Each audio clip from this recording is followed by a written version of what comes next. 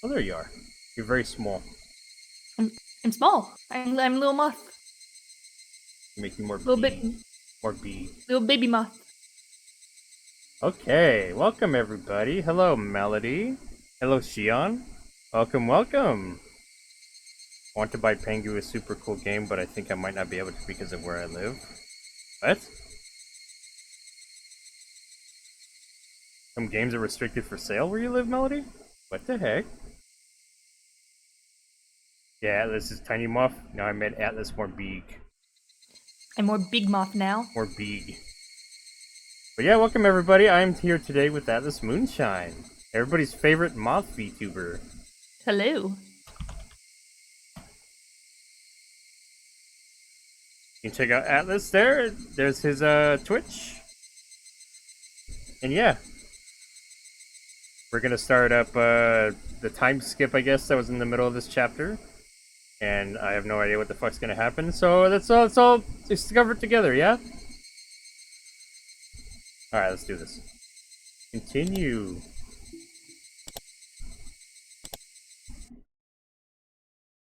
I think we did the tips, and in between each, like,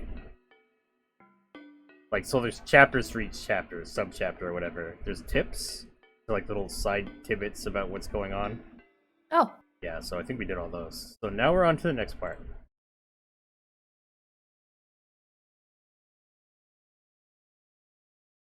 I love that it's light and fleeting, like a soap bubble.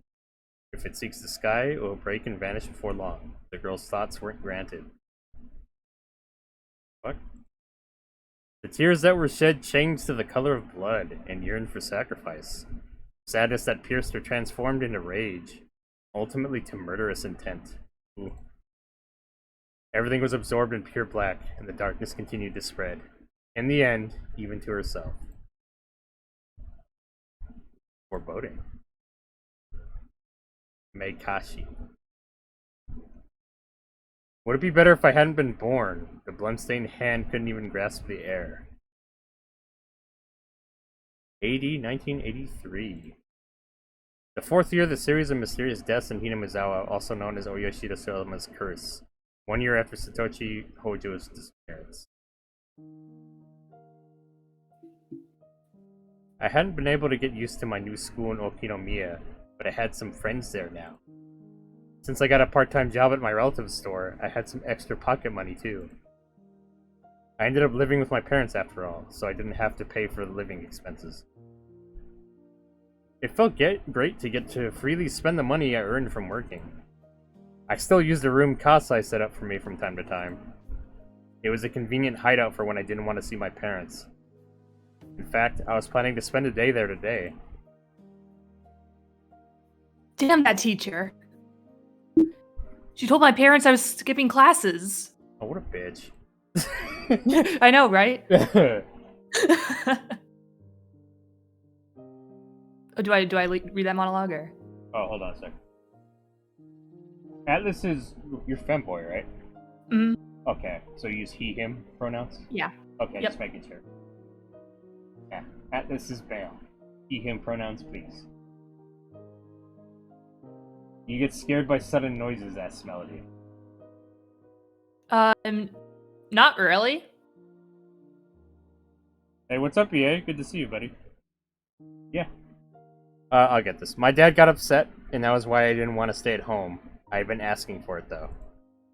My teacher should know that my dad is a Yakuza, and that he gets really scary when he's mad. On the whole, my life had been going well so far, except that it was boring. Oh, fuck, not boring. Oh, no. Oh, anything with that. First world problems. Sure hope nothing happens. Oh. The reason... I mean, she got her fucking fingernails ripped off. I mean, she knows... Yeah, that sounds kind of eventful. She's had worse than being bored. Yeah, that's still pretty eventful. Yeah. Sorry, that was my first RR game. That's why I priced it at $6.66. Hope you're happy, Shion. The reason I could enjoy this lifestyle is probably because I had to live in secret before. It was a great relief to be able to live without having to fake my identity. Well, that might have been a valuable experience. I think I learned from it. I was going grocery shopping and thought I'd get enough food for a week or so. My parents would appreciate my presence more than after missing me. God damn it!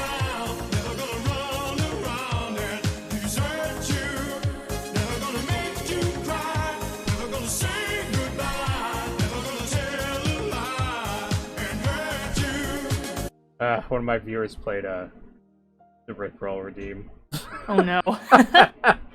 Okay, my parents would appreciate my presence more after missing me for a week. I was doing this for their sakes. Oh? Oh wait! Isn't there 100 in sale today? Oh, fuck yeah. Hell yeah! Yeah, there is! I knew how to save my pocket money. That feel when you get excited for sales?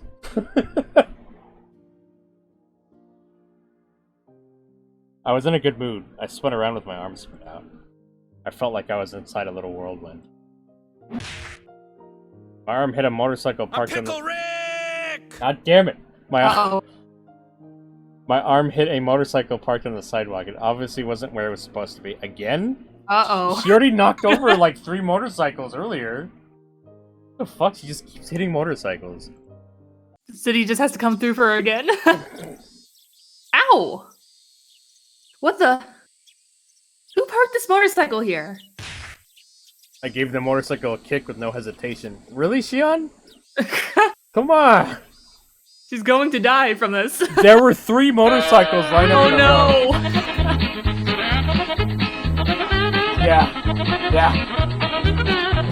Yeah. Someone played the Benny Hill theme. Yeah, that was kind of appropriate for this. Yeah. Good timing, Melody. There were 3 motorcycles lined up in a row, like last time. Oh boy. They all fell like dominoes, like last time. What the fuck? It was beautiful and so much fun. Oh? This was odd. I feel like I'd gone through the exact same experience before. Oh, really? You get that deja vu? While blinking my eyes in an effort to recall when that was, some people grabbed me by the neck and dragged me into a dark alley, like last time. Yeah, it looked like these punks were the owners of those motorcycles. They started shouting at me. This really was strange. I was having deja vu. Hey there. The fuck are you, bitch? What you think you're doing, huh? Fucking bash your head in, bitch. Oh my. Yeah! Gonna pay for what you did. That's right. It was when I met Satoshi-kun for the first time. He came to save me. If I pretended to cry again now, would he come to save me again? I made a wish, and I started pretending to cry and beg for mercy. At that time, I doubted my ears.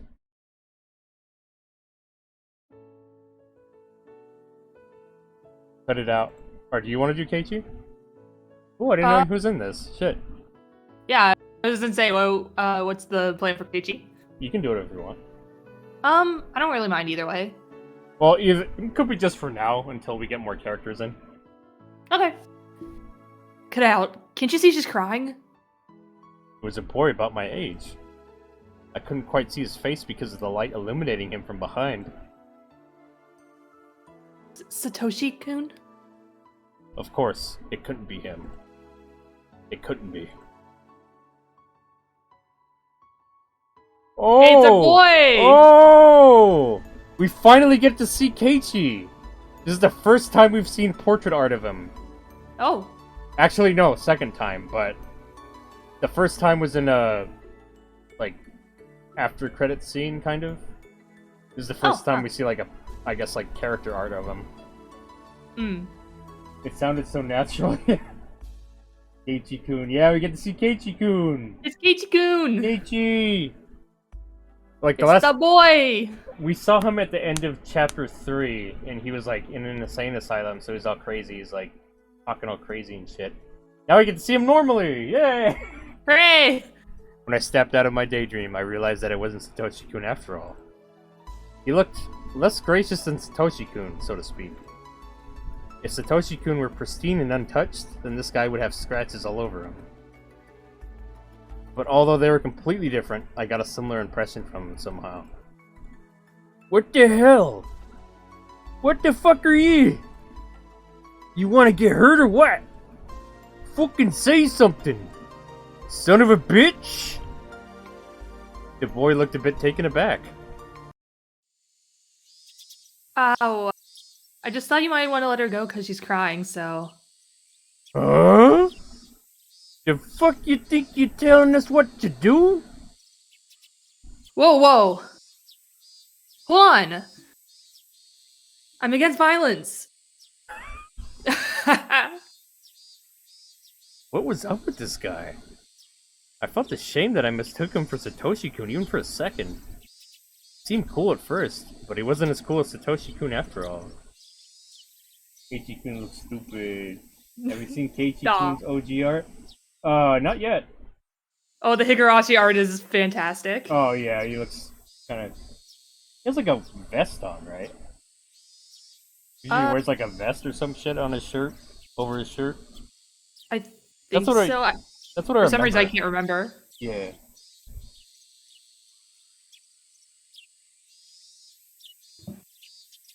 Well, I mean, I'm sorry your motorcycles got knocked down. But I hope you don't feel too bad about it. How can I make you feel better? You don't want to ask that, buddy.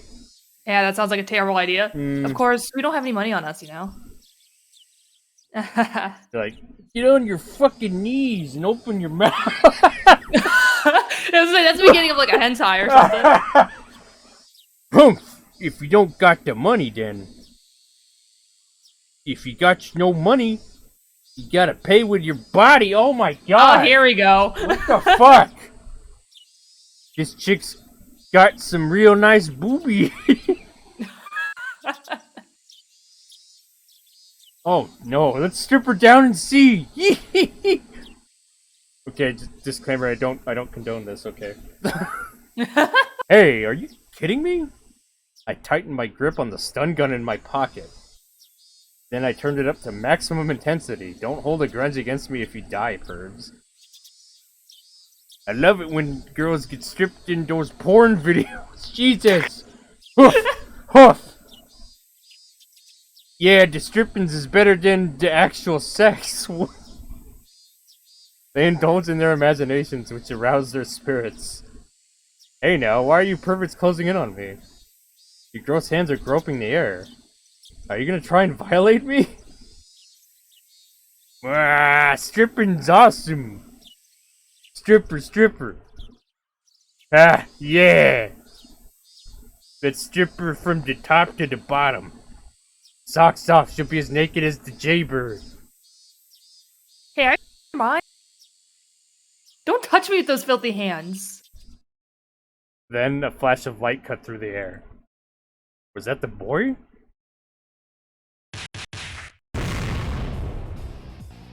You stupid fucks! Blows like thunderbolts knocked the punks down. Wow, so he actually was strong after all. Damn, Keiichi! Hell Damn! yeah! Coming through! We've never well, only time we saw him be this badass is when he beat somebody to death with a baseball bat. But you know. Hey, that... yeah. What the hell? You want some? Huh? You don't have a clue. Idiots. What the fuck are you on about? There's nothing arousing about stark nakedness. Leave her socks on at least. God damn it, KT. No matter what. That is the ironclad rule. Listen up, monkeys. What's the difference between Homo sapiens and other animals? That's right, humans wear clothes. Really? Yeah, what the hell? Human beings without clothes are just animals. If you get aroused only when the girl's completely naked, you're less than human. You might as well be animals. I'm going to knock some sense into you. I'm taking a screenshot of that. That's ridiculous and I love it. Right, what the hell? Clench those teeth.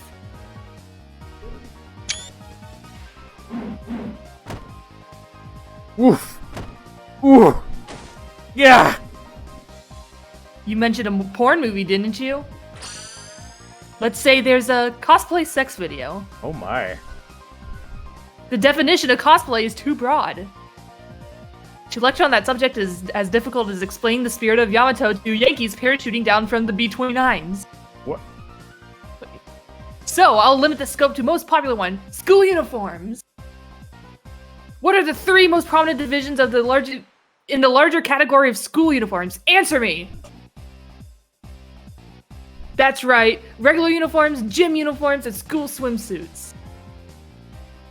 Both the sailor style and the blazer style included under regular uniforms, by the way. Gym shorts and bloomers are likewise. And the color preference between white and navy school swimsuits is the same. Well, doesn't it sound as exciting already? Let's say you had a preference in one of these 3 divisions. Hey you, Delinquent A, you take the regular uniform. Delinquent B, you take the gym uniform, and you, Delinquent C, you take the school swimsuit. What the fuck? Horny saves the day. Picture the image in your head within 3 seconds. I like how he's making this, like, grand lecture to 3 guys. I know, right? No fucking idea what he's talking about. Right? What the hell did someone set off a bomb? Disco ting. Yeah, leave the socks. Wait, so when I'm in the bath shower, I become an animal? Yeah, basically. Damn, my life is a lie. Yes, EA. Yes, it is. All our lives are You call me an animorph then. We're all animorphs now. Again, this voice acting was perfect. Oh, thank you. Jesus. Are you done? That's not good enough. Do it again. Let's say there's a porn video of your favorite cosplay. Use your imagination. Come on. Say sir, yes sir when you got it. Are you really military men, you maggots? Holy shit. Good, you all seem to have an image in your heads now. Let's move on. The fuck is this fucking... I know. Oh, what's that He's movie? probably been sitting on this for a while. I think he's been thinking this through many times now. Is this fucking Full Metal Jacket now or some shit? Jesus. Oh, welcome, Elise. Great porn speech. The great porn speech. You just came in at a good time, Elise. You get to see some ridiculous fucking stories. Basically, Shion kicked over another 3 thugs, motorcycles, and then they got mad at her, and now Keiichi came in to save the day. They're making some ridiculous speech about porn? And how clothes are like the sexiest thing ever, I guess, and apparently socks are hot. Oh, you gotta at least leave their socks on so they're not animals. It's a weird fucking lecture going on right now. Imagine your favorite cosplay is stripped entirely naked because of your stupid desire. Now, think! If you take all the clothes off, that's not cosplay anymore, is it? That sort of video is rampant lately. It's just lamentable. Humans without clothes are uncivilized. They're animals! If only naked girls excite you, you'd be a pack of dogs, monkeys, pheasants. What the hell's a pheasant? It's a type of bird. It's like... It's kind of like a chicken, but like, not really. Is it a flightless bird, or...? I think it like kind of flies, like because like chickens fly too, but like not very much. Yeah. Okay. Learning, the more you know. Pack your bags and get out! Wait, get back here! As you know, a huge amount of Russian porn vids are going around lately thanks to the end of the Cold War. Really? I don't know. I don't know much about porn to answer that. This is 1983, so I guess there's context. I guess? You don't know that? Get out of here! I heard of this style called Beautiful Russian Schoolgirl, which is a combination of Japanese uniform fetish and some Russian thing, is emerging, but I'll never accept that! School uniforms are part of Japanese culture and art! Those stupid barbarians will never understand the Japanese spirit. Are you listening? You pathetic squid! Dude, he's got the whole like animal encyclopedia out. Clench your teeth, and I'll train you till you drop. I won't let you sleep until you are capable of perfecting your imagination skills.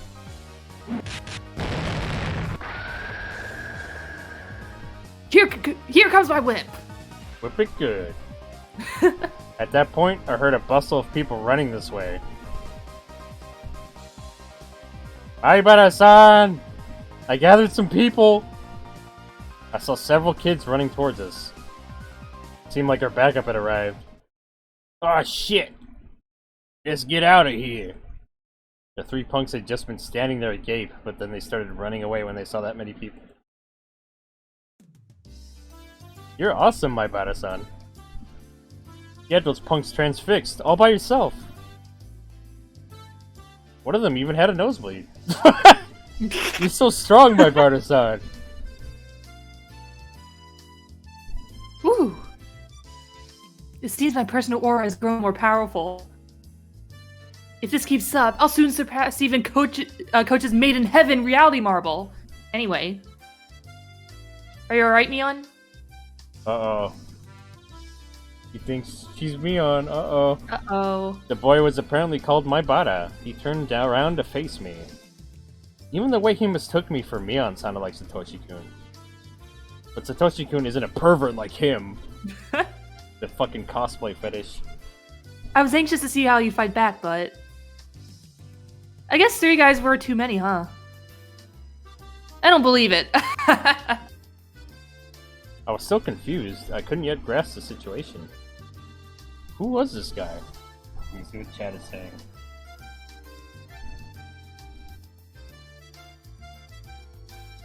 Okay, I have to check that out later. Thank you, Whale. I sense a kiss or a hug. Maybe, I don't know. I think she's turned off from his cosplay fetish, though.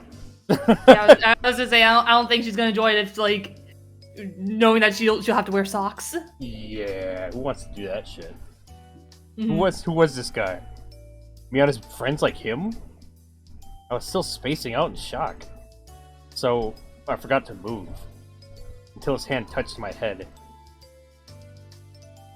Well, you know, I'll forget that I saw you cry. So, cheer up, okay? Rub. Rub-a-dub-dub. The boy called my Bada stroked my head roughly.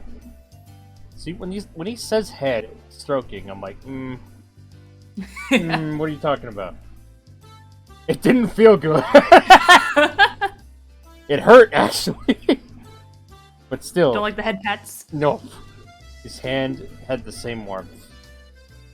Head pats, kinky, yep. Ooh.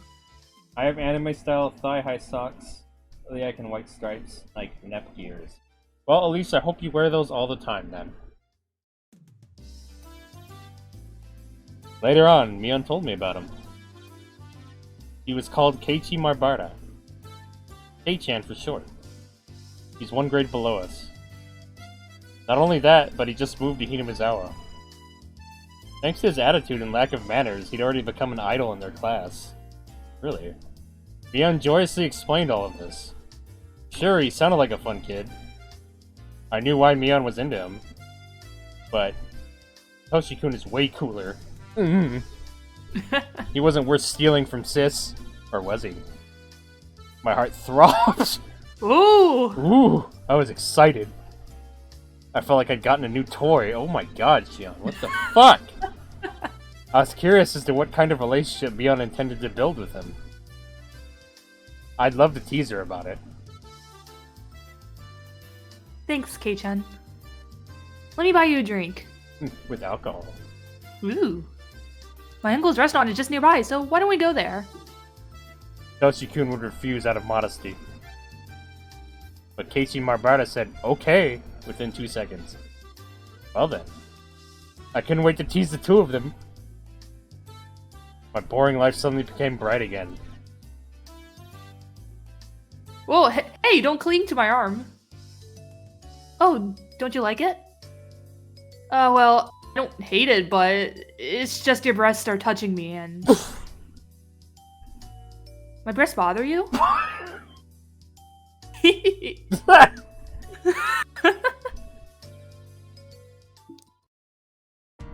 Keiichi Marbata was fun, Mion thought the same way I did. She would always talk about him. I was happy for her, and made me smile. I guess Kei-chan really is your favorite. Huh, sis? What's the most interesting thing about him? You want me to do Mion, I guess? I don't know. Sure. Let's see. I can't do it. I can't do it. To put it plainly, he's just funny. For example, just a couple of days ago in the club, Mion really liked him, but didn't seem to think it was love yet. She's reserved in that area, so that was really like her. As for me, well, I didn't hate him, but my feelings weren't the same as Mion's. Kei-chan was just too childish compared to Satoshi-kun. I wondered how Satoshi-kun was doing. Was he waiting for things to cool down somewhere far away? At the bottom of the swamp, maybe. I think he's dead. I think. The case had already been solved, though. That dopehead was the murderer. There was no reason for him to wait anymore. I shook my head. I shouldn't think about it too much. Oh, wait, I know.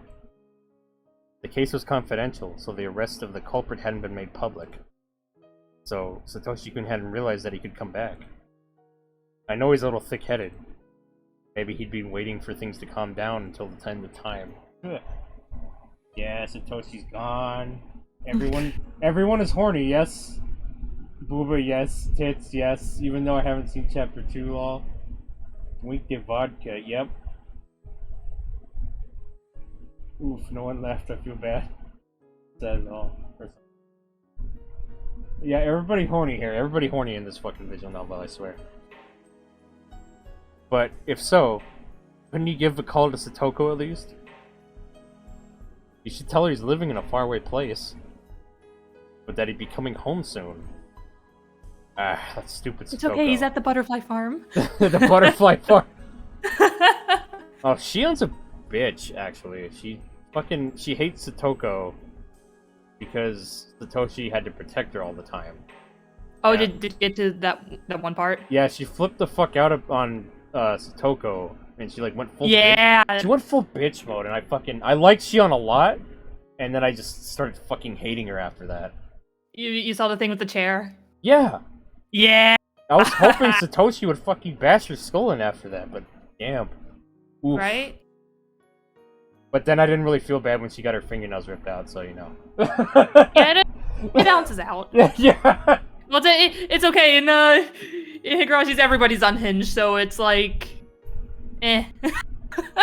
Everyone's messed up. Yeah. No, Melody. Satoko's not to blame. Do not blame the abused little girl. Jesus Christ. Like, that doesn't make any sense to me why she would do that, but I don't know. There's much I don't know about myself. Uh-oh, EA. I love the bullying scene? Why, Melody? Me who lost all contact? Yeah, you do that. Who lost all context? Oh. Yeah, there's a lot of story in this EA. If you miss any of it, you get kind of lost, but whatever. Still a fun story. That stupid Satoko. Fuck you, Shion. She'd been living with Rika Furude since Satoshi went away. So nobody would pick up the phone even if he called. Stupid girl. Fuck you, Shion. God forbid she doesn't want to live with her abusive uncle. Don't you want your big brother to come home? What is she gonna stay at the house that's abandoned now? Given Satoshi-kun's personality, he wouldn't remember any phone numbers other than his phone home number. So he wouldn't be able to contact anybody in Kinozawa. Maybe he's been calling Satoko every night. He keeps ringing but nobody picks up. Then he'd assume Satoko might be taking a bath or be in the restroom. He'd put on a puzzled smile while fumbling, like always.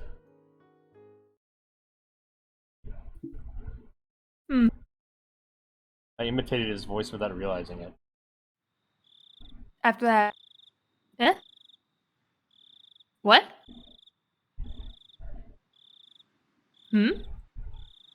What's up? Oh, you're supposed to be on. Didn't you say something about Shion? Didn't you say something, Shion? I laughed it off and urged Mion to continue. I realized that her tone had changed. I hadn't been listening to her because I was thinking about Satoshi-kun. I thought she was still happily talking about K-chan. But Mion sounded grim now. Her faint smile looked pitiful. It was too late to ask what was going on. So instead, I concentrated on her story instead. After all that, Uncle gave everybody $1 as a thank you gift. Everybody except for me. Okay. Except for you. I wanted one too, but I couldn't say it in front of everybody. You still can't express your needs, huh? And then? Mion sniffled. I realized that she was on the verge of tears. The cutest doll was in K-chan's bag. And you wanted that doll? It didn't matter which one, but although K-chan knew only I didn't get one, he didn't give it to me. He didn't give it to me. He said the doll wouldn't fit me and that I should be born as a boy in my next life. That's what he said.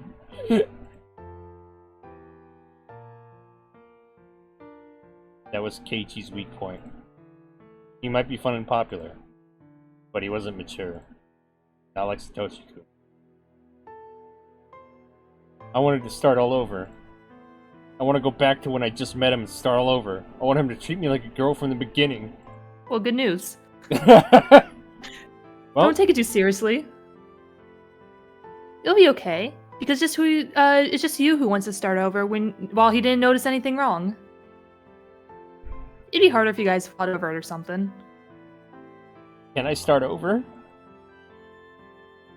If you didn't cry in front of him, it's not too late. You can cry as much as you want now, and if you show him a different side of you from tomorrow on, you can still fix it. Okay. I'm amazed how insensitive he is, but part of that's just the impression you've been giving him so far. If you change your attitude from tomorrow on, you can still change his mind. How do I change my attitude? How? If I tell you to act cute, you start going to school in frilly clothes. So don't think, and just be natural. But without overdoing it, pay attention to how you behave around him. And don't forget to be cautious of Reina. She's a bit ahead of you so far. Kei-chan might prefer Reina at this point. Oh, it's true. Rain is really girly. It's cute and caring. That just means you can't slack off even for a moment, sis, because you've got a rival. But getting hurt in a school situation, it is... Odie, what the fuck? I missed like 2 streams, and if I don't watch, I don't get the whole stream. I also love a psychotic scene in this chapter. It's super good. Psycho scenes are pretty fun. Leon just wear cosplay in front of him in Okum. Yeah, pretty much. All she's gotta do is wear socks. Yeah, you just gotta wear socks. Rena has a panda. I swear everywhere I go I see the word Koom. I can't escape. Well, welcome to the internet, EA. Koomy Koom. Cannot escape the Koom. Tears can attract men, but they don't anchor them. You should always be smiling, but cry when it really counts. That's how you typically do it. Maybe I should try that on Kei-chan myself. No, don't! He's the boy you like. So I guess it's natural that I like him too. How can I attract him? Hey sis, why don't we have a competition over him? No! Never! I'll kick you in the orbit if you come near Hinamizawa.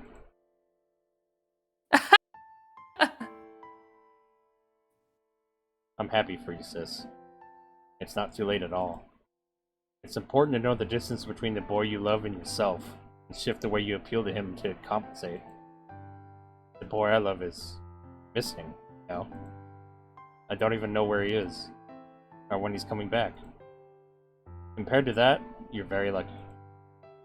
Mion was saying she'd do her best from tomorrow on with red, tearful eyes, but I sensed a deeply negative feeling emerging inside me. Nobody was blaming Mion for being happy with Keiichi. It wasn't envious. I wasn't jealous. I didn't want her to be blamed the same way I was blamed. It was just that there was no space for Satoshi-kun in Mion's mind anymore. Feels as it was with Kei-chan and her other friends now. It didn't matter to her if Satoshi came back, or not. Just like how she didn't care if it was sunny or rainy tomorrow. What about me, then? Had I been thinking about Satoshi-kun all the time for the past year? I wasn't proud of my own answer. I'd become used to life without Satoshi-kun. His absence didn't hurt me anymore. I was getting used to life with Keiichi Maibara. And if I let my guard down, he might just fill up the space I've been saving for Satoshi-kun. If Shion Sonozaki had prayed harder for Satoshi-kun to return, he might have come home already. Where did Satoshi-kun go? Last year, right after his disappearance, I paid close attention to the information circulating in the Sonozaki family and its underground connections. And I frequently went to the police station to check with Oishi for new information. Even with all that, I couldn't get any new leads on his whereabouts. I eventually became interested in Oyashiro-sama's curse, which surrounded Satoshi-kun's disappearance. I researched the dark history of the village. The more I looked into it, the less likely his survival seemed. I'd returned Mio-san's scrapbooks to her. And then, I hadn't gone to the library since. I started a new life in a new school. I'd made new friends. And in the same way, as falling leaves cover the ground, I feel like I was losing sight of what was really important to me. It was already almost the end of spring. They said that the summer was coming early and it'd be very hot this year. Normally it'd be the rainy season now, but we'd had no rain at all. The Watanagashi festival was right around the corner. It had been almost a year since Satoshi-kun went missing. In Hinamizawa, they don't allow you to talk openly about Oyashiro-sama's curse, or the series of mysterious deaths. So everybody acts like the murder of Satoshi-kun's aunt never happened. That's because Satoshi Hojo-kun was a member of the family of traitors. He fell victim of Oyashiro-sama's curse on the 4th year running. He was demoned away. Everybody was trying to forget about his existence and erase their memories of him. Don't make him disappear because of the curse. Don't erase his existence. Satoshi-kun was living in Hinamizawa just a year ago. He went to school. He was an A student. He was a member of the Hinamizawa Fighters. He could never hit the ball when it really mattered. He was unreliable but pure. He was warm. Because of the curse, people made him disappear. They stopped mentioning his name, acted like he never existed. A new resident like Keiichi Maibara wouldn't even know him. He seriously believed that Satoshi-kun had transferred out. I miss you, Satoshi-kun. I want to go shopping with you again. I want to be in a baseball game with you again, and get a cold drink afterwards. I want to tease you, and I want you to stroke my head again. Your hand was so warm. I felt as if my whole body was being caressed. Satoshi-kun.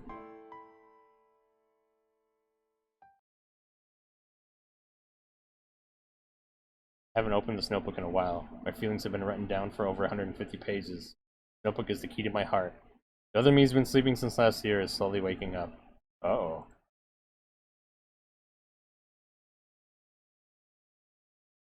It pets.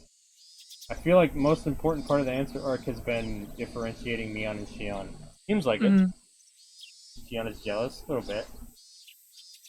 First time I heard the word "coom" was in a sentence. Kumi, woomy, tummy, wummy, kumi, towie.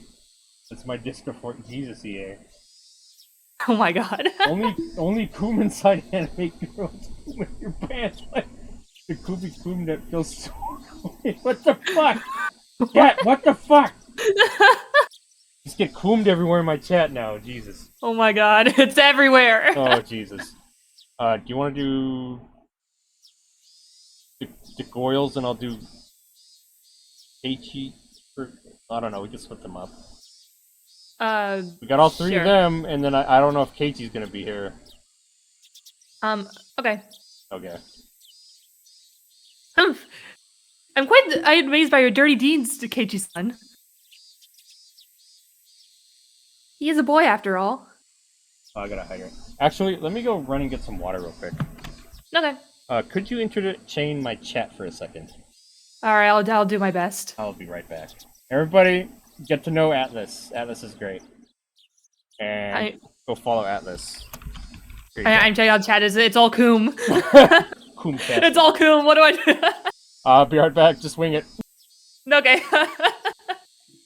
I'm a moth. I'm all about wings. Oh, hi, Melody.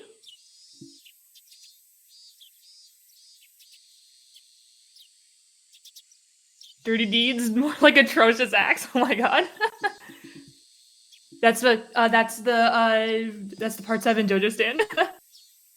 Atrocious acts done at a low price. It's been a while since I've seen you. Yeah, it's been a hot minute. I'm back. You've returned. Welcome back. Penguinato is getting some water right now, so I'm here. I got kicked since I clicked link. Yeah, I feel that. Like, you click the link and then just an ad hits you and it's like, oh, damn. I drew a floofy moth. Ooh! I like floofy moth.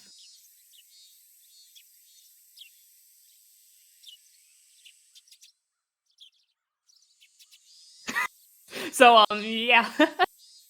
Coom. More Coom. It never ends! Moth King's return was marked with scuff. Yeah, that's pretty much what happened. It's all scuff.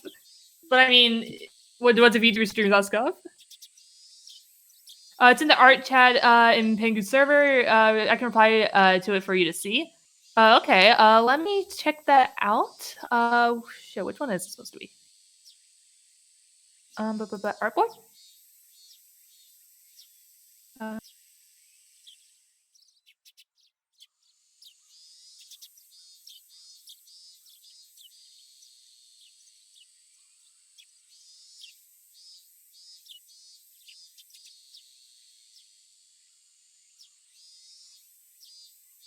Was it the one with the I think that's a Homestuck character? Is that the one? Because I see a floofy mod there. I like that. Yeah? Hell yeah. It looks really good. I like it. Oh, so we talk about art now? I drew circle ones. Hey, you're doing a better job than me. The best I can do are eggs and ovals. She uses Moth Mom. Moth Mom? Okay, let's see. Oh my god, that gif. That is just how that's just how it be sometimes.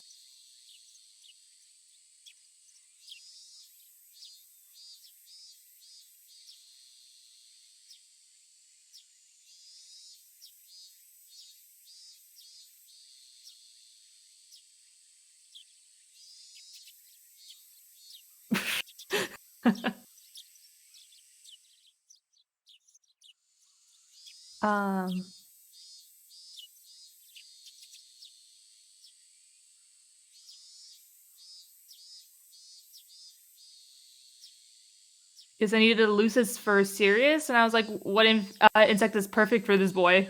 Moth. Yeah, you really can't go wrong with Moth. I mean, you really can't. They're adorable. They're fluffy. You just can't go wrong. And it's definitely less likely to spook people if you give like someone like, I don't know, like centipede or something. People are more likely to be afraid of centipedes. Although a centipede Lucis, I've never read Homestuck, so I don't know. But a centipede Lucis would be sick.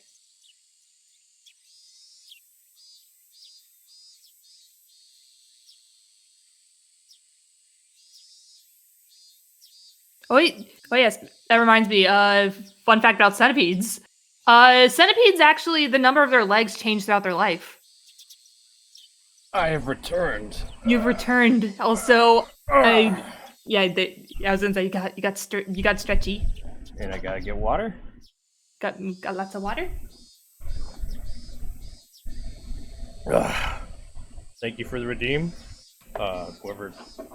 Leg increase. The legs actually like both like kind of increase, decrease. Kind of depends on like the stage of life it's in. Thank you for the hydrate, Dodo. You getting bug packs?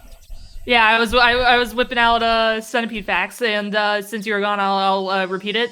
The amount of legs on a centipede changed throughout its life. Oh, really? Yeah.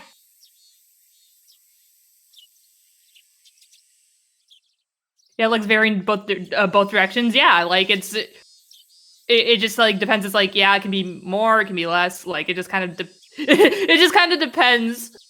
I kept the Coom thing going, I guess. Oh, jeez. Yeah, it was never ending. I thought you wanted to get away from it, EA. Oh heck. You can run. You can't run from the Coom. I like Coom on my tummy. What the? Melody. Oh man. You really want to be telling chat that? I finished a 500 milliliter water bottle in one gulp. Jesus Christ, EA. Jesus. Good God. Good God. Okay. I can do, I guess, Rena. Okay. If you want to do the little ones. Alright. Sounds good. E-chan, she-can. Heichi-kun looks confused. How? Did you hear that, sis? We're not playing tug of war here. Are you trying to tug K-chan apart? I'm not playing tug of war. You're the one who's just stretching him. What are they stretching? K-chan. Like they were like fighting over him. Oh, I thought they were talking about his pee-pee. Never mind. Oh. Oh God, can you imagine tug of war with the pee-pee? That'd be terrible. Just tear off the foreskin. Fuck it. Oh, I was thinking like each one would grab onto like a ball and just kind of pull in the opposite direction. Oh man, talk about a nut buster. I was gonna say titty twister, but I'm like, wait, that doesn't work. Never mind. Never mind. Okay. Thank you. Thank you, Melody. Thank you, another well-timed redeem. Go back to Okinomiya, Shion. Okay. I will. Oops. I let go of Keiichi suddenly, so he and Sis flew off like a rubber band. Oh no. Keiichi rolled on the ground while Sis was stuck in a bush head first. What lively people. See you, K-chan. Sis might assault me if I stick around any longer, so I'll get going. Oh, Shion. Oh, shit. Oh, Wait. okay. Okay, so I'll do Keiichi. Okay. And I'll do Mion, and then I'll do Rena. Okay, yeah, that sounds good. Okay. Oh, Shion. Thanks for today. Forget it. I didn't do much. See you, Shion. His hand landed on my head. Rub, rub, rub. Scrub-a-dub-dub, rub in the tub. He stroked my head pretty roughly, but the warmth reminded me.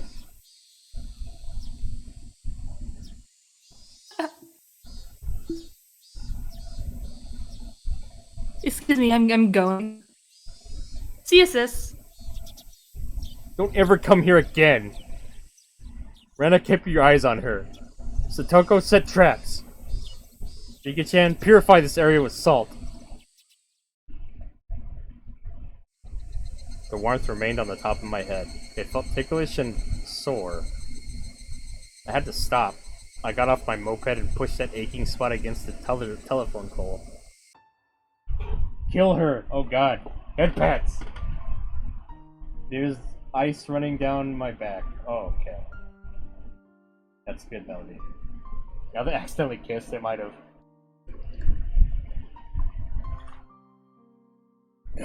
CBT. Tell CBT what?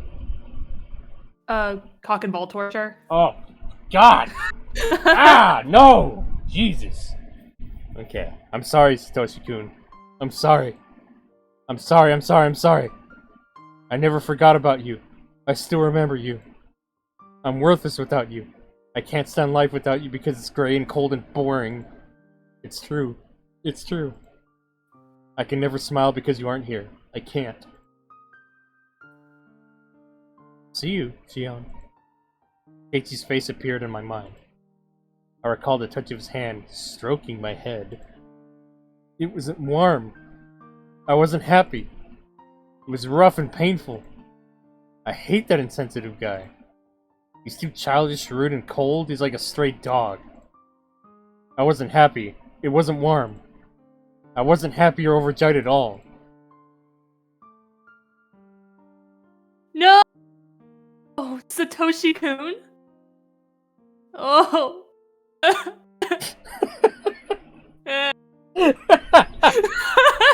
Atlas crying on stream. This is perfect. I love it.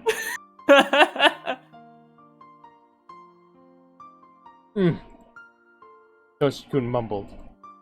He didn't know what to say in a situation like this. But he knew that he had better say something. He wanted to say something, but he didn't know what to say. So he just mumbled.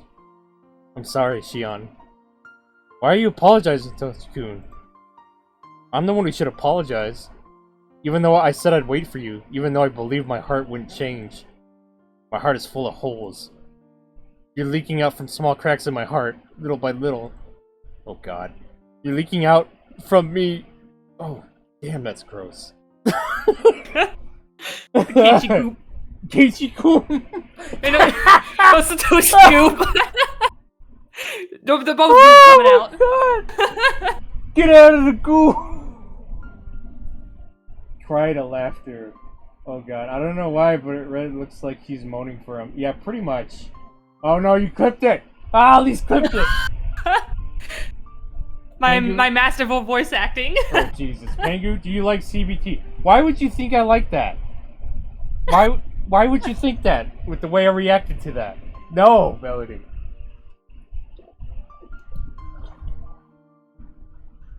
Oh god, are you suffering because I'm here? Why? You're so precious to me. So, don't say that. I've been here with you all this time. But, I think I'm hurting you by continuing to exist. I don't want that. That's not true. No, no, no! Where have you been, Satoshi-kun? You weren't with me. Tell me where you are. What's the address? What's the postal code? What's the name of the city? What's the street number? Tell me! There isn't an address. I knew it. Telling me you've always been with me, always by my side, that's such a cliche. Which do you prefer, Shion? If I can give you strength, I'll stay by your side forever. But if you're suffering because of me, I'll disappear right away. Say that. I want to be with you, always. I want to be with you, forever. Okay. I'll stay with you then. A car passed by. The noise snapped me out of my reverie. Sky was turning orange. I should get home before it gets cold. I should go home to Okinomiya. You're with me, right? Are you with me right now, Satoshi-kun? Walk back to my moped. My feet sank into the grass. Crunch, crunch, crunch. I stopped when I reached my bike. But then I heard an extra footstep. I gasped. I could feel somebody else's presence. I'm not stupid. Nobody else was around here. Nobody had suddenly appeared behind me. So I wasn't surprised to find nobody when I turned around. But he was definitely still there. Satoshi-kun? I couldn't see him, but he was there. He was there for me. Satoshi-kun never lies. He said he'd be with me all the time. I'd just been too insensitive to feel its extra existence until now. Bleh, his existence. Satoshi-kun. Satoshi-kun. A breeze tickled my hair. It felt cold, but to me, it was nothing but the warmth of his hand. It took me a while to notice that my cheeks were wet with tears. Oof. Never being back to Kumi's. No such thing. Enough with the PP. I don't want to grow a PP. I didn't say. What? Easy, horny, just grow one. At least, what the fuck? If only I had PP. What? Mouse PP and the stretcher device getting nails hammered. Oh my god. At least, no. The kink that everyone enjoys secretly. No, it's not. Good god. I was too scared to sleep. If I went to sleep, I might not find Satoshi-kun there in the morning. So I kept talking to him until I passed out. I told him about what had happened while he was missing. I told him that I realized how much I loved him after he went away. I'd searched for him, looking into various different things. I'd gathered underground information through Kasai and bargained for police information with Oishi. But I couldn't find any leads. A long time passed, but I kept thinking about him. Etc., etc. I told him all the small details of my daily life. The places I wanted to go with him, the things I wanted to do with him, the food I wanted to share with him. And I told him a lot of things. I was sitting up at first, but I got tired, so I lay down. I got tired of moving my mouth too, so I started talking to him in my mind. It was the happiest night I'd ever had.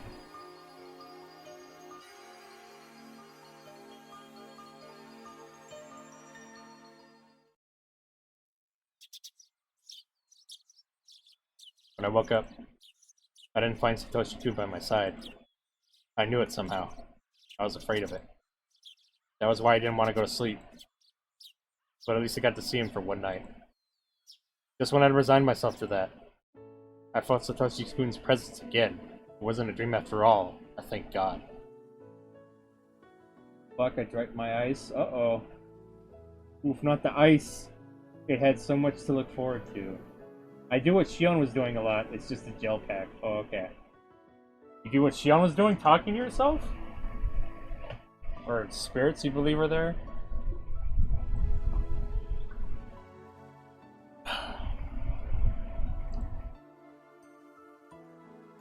And so I began my strange life with Satoshi-kun. As promised, Satoshi-kun was always by my side. He couldn't laugh, mumble, or stroke my head, but he was always with me. Always right by my side. He disappeared sometimes, but he'd come back when I looked for him. It seemed that all I could do was hear all I could hear was his footsteps. That's just the way it was. It was a bit sad, but I was still satisfied. His presence was really faint, so it was hard to sense him in a crowd. But he never left me. If he were tangible, I'd be taking his hand all the time so he wouldn't be lost. In contrast, I could feel him very strongly in that quiet environment. Of course, I couldn't tell what his expressions were, because he was just a presence. But after I got used to it, I could tell what he was thinking. At first, I could only tell if he was laughing or not. Eventually, I started to feel his emotions more strongly. I could communicate with him normally. I was usually alone with him, though. I didn't want to go to school or hang out with my friends anymore. But Satoshi-kun got upset about that. He'd keep mumbling unhappily. Now that I knew he'd always be with me, I shouldn't just stay home all the time. I was sticking to my time alone with him, however, because I was scared that he might suddenly disappear again, and I wanted to make the most of the time I was sharing with him right now. I must have been worrying too excessively. Satoshi-kun will always be by my side. Yeah, that was his promise. He never breaks his promises. I was fine because he was there. Of course, I couldn't tell anybody about him, not even Sis. I could try to explain it to them, but they'd never understand. But I was certain that he was with me. So, I'd be alright. I never get fed up with my life with him. He's really cute, you know. We always walk together, but when I stop, he always walks one extra step. That's so adorable, I love it. He's going crazy! Uh-oh. He's going cray-cray! Yan-san, what are you going to do on Watanigashi this year? I guess I'll have some fun at the festival. Maybe I'll tease Sis and her friends. I wanted to go to the festival with Satoshi-kun. I knew he'd like to see me having fun with everybody. He might get jealous if I play with Kei-chan. But Satoshi-kun isn't very sensitive in that way. Satoshi-kun loved to see me and my friends have fun. So I should have a lot of fun for his sake. Then I'd talk about that day with him later. How are you going to Hinamizawa? I can give you a ride if you want. I'm taking my moped, so you don't have to. That won't do. Are you going to go to the family party afterwards? I can't let you drive under the influence. He won't let me Responsible drive. butler man. Yeah, I like this guy. Right? Cool character, I like him. We haven't got to the psychotic part, not yet. She wants his coom, doesn't she? Yeah, she wants the ghost coom. Silk gel feels good. He wants his ectoplasm. Oh my god, that's ghost coom, isn't it? Oh, ew! Ghostbusters is ruined for me forever. Oh no. He's a good man, yes he is. He won't let me drive. Timer's got a different meaning. Oh god, but he's kind enough to let me drink. Alright, take me then. Good. Let's leave before nightfall. I'll come pick you up around that time. After Kasai left, I sensed that Satoshi-kun was excited about going to the festival. Tanagashi, huh? So, it's been almost a year since you went away. Satoshi-kun seemed confused. I bet you're going all, right now, aren't you? Oh, this is great. She's schizophrenic now. Split personality or some shit. Neat! essentially, she has a split personality now, I think. Kind of. What if Kasai's old sprite looked like? I don't know, actually. I can't look it up in this mod. Actually, well, maybe next time he shows up I can switch. Because there's the remake and then there's the console version.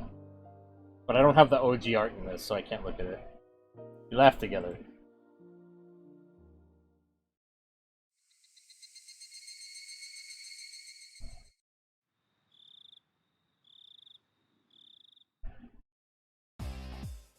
Welcome! Here's your net and bowl. Great! Wow, these fish are so active. It looks so delicious. I could eat this little one raw right here. Huh? What are you saying, Mion-san? Mi-chan, you eat goldfish? Did you eat the one I gave you last year too? Oh my god! Oh no! Oh! Oh! Wouldn't you get sick from that? Eating goldfish? I think it just doesn't taste good. Oh, I mean, it'd be like sushi, right? Well, I think goldfish is like a type of carp, and like carp tastes really bad. So, I think it just tastes bad.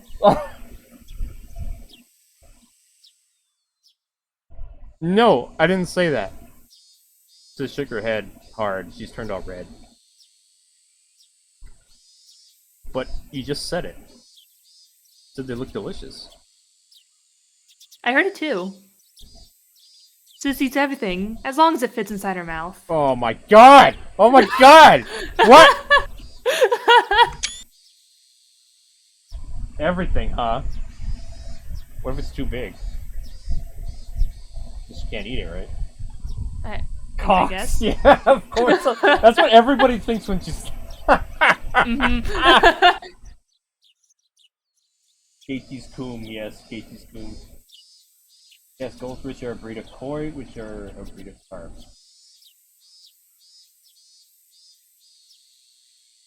Oh boy.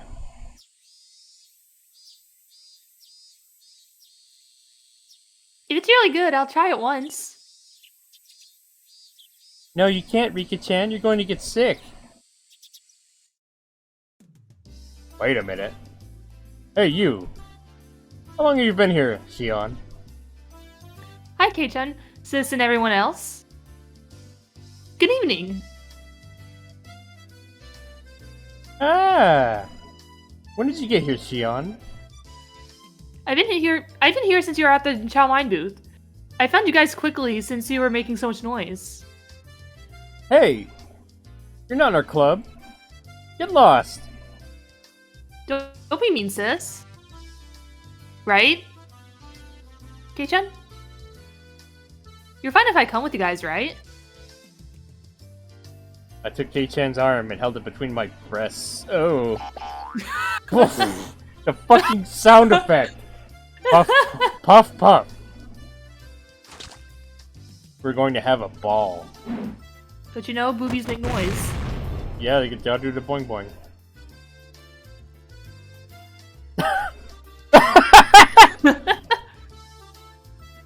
I went around the booths with Sis and her friends.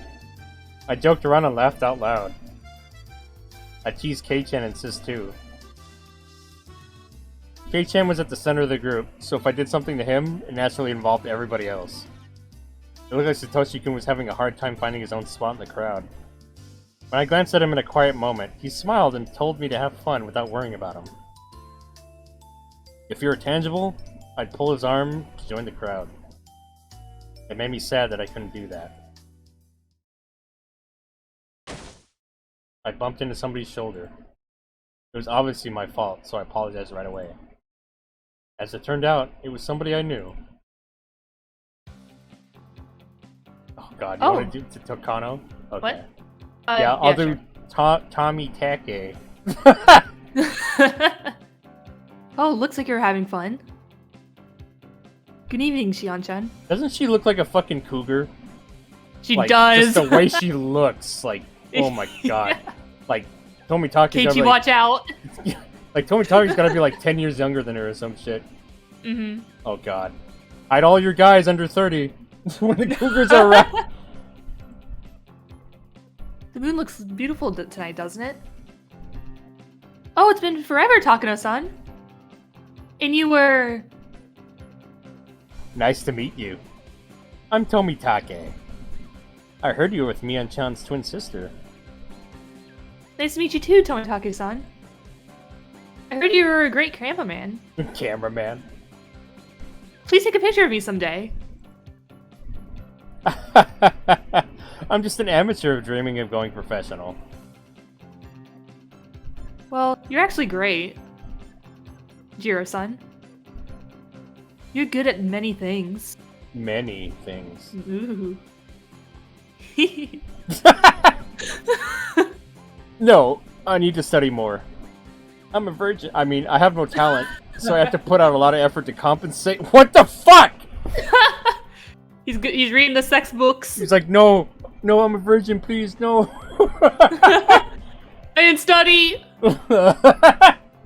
Why does she say that to everyone, Cougar Lady? Stop confessing every 5 minutes. She's not gonna stop. Takano-san wants everyone, Coom. Yep. Tomitake has a small cock. No.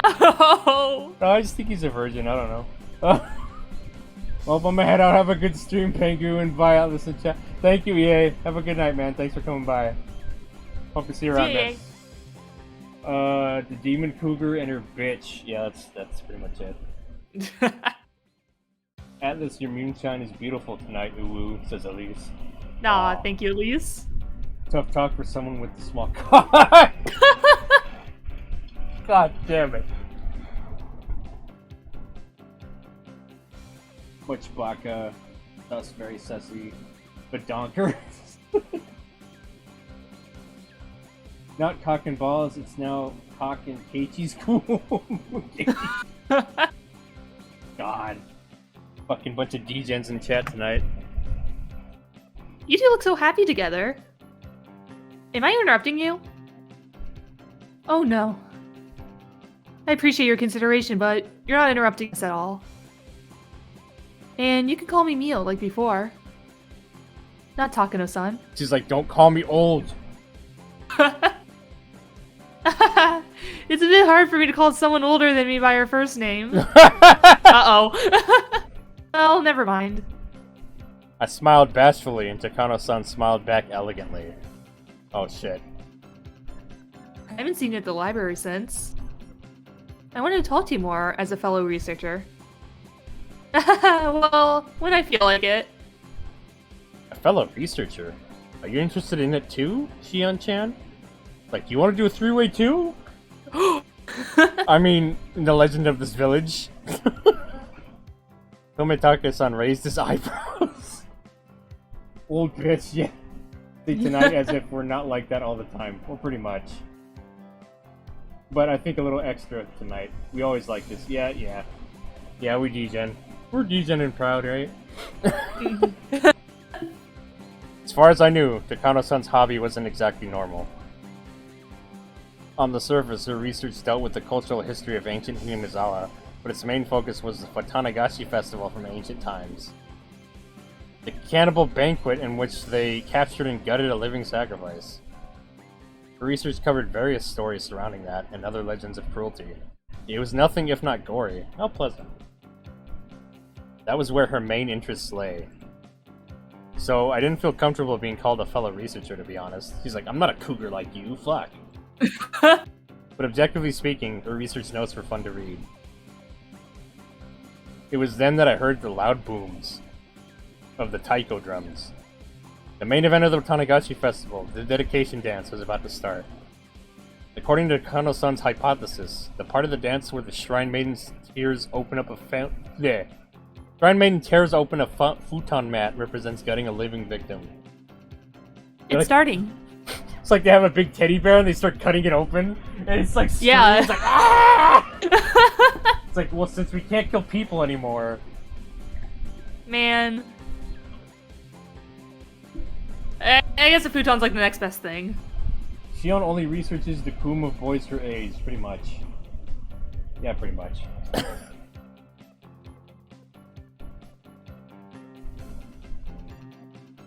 Sorry, I should head over. Aren't you guys coming to see Rika-chama's performance?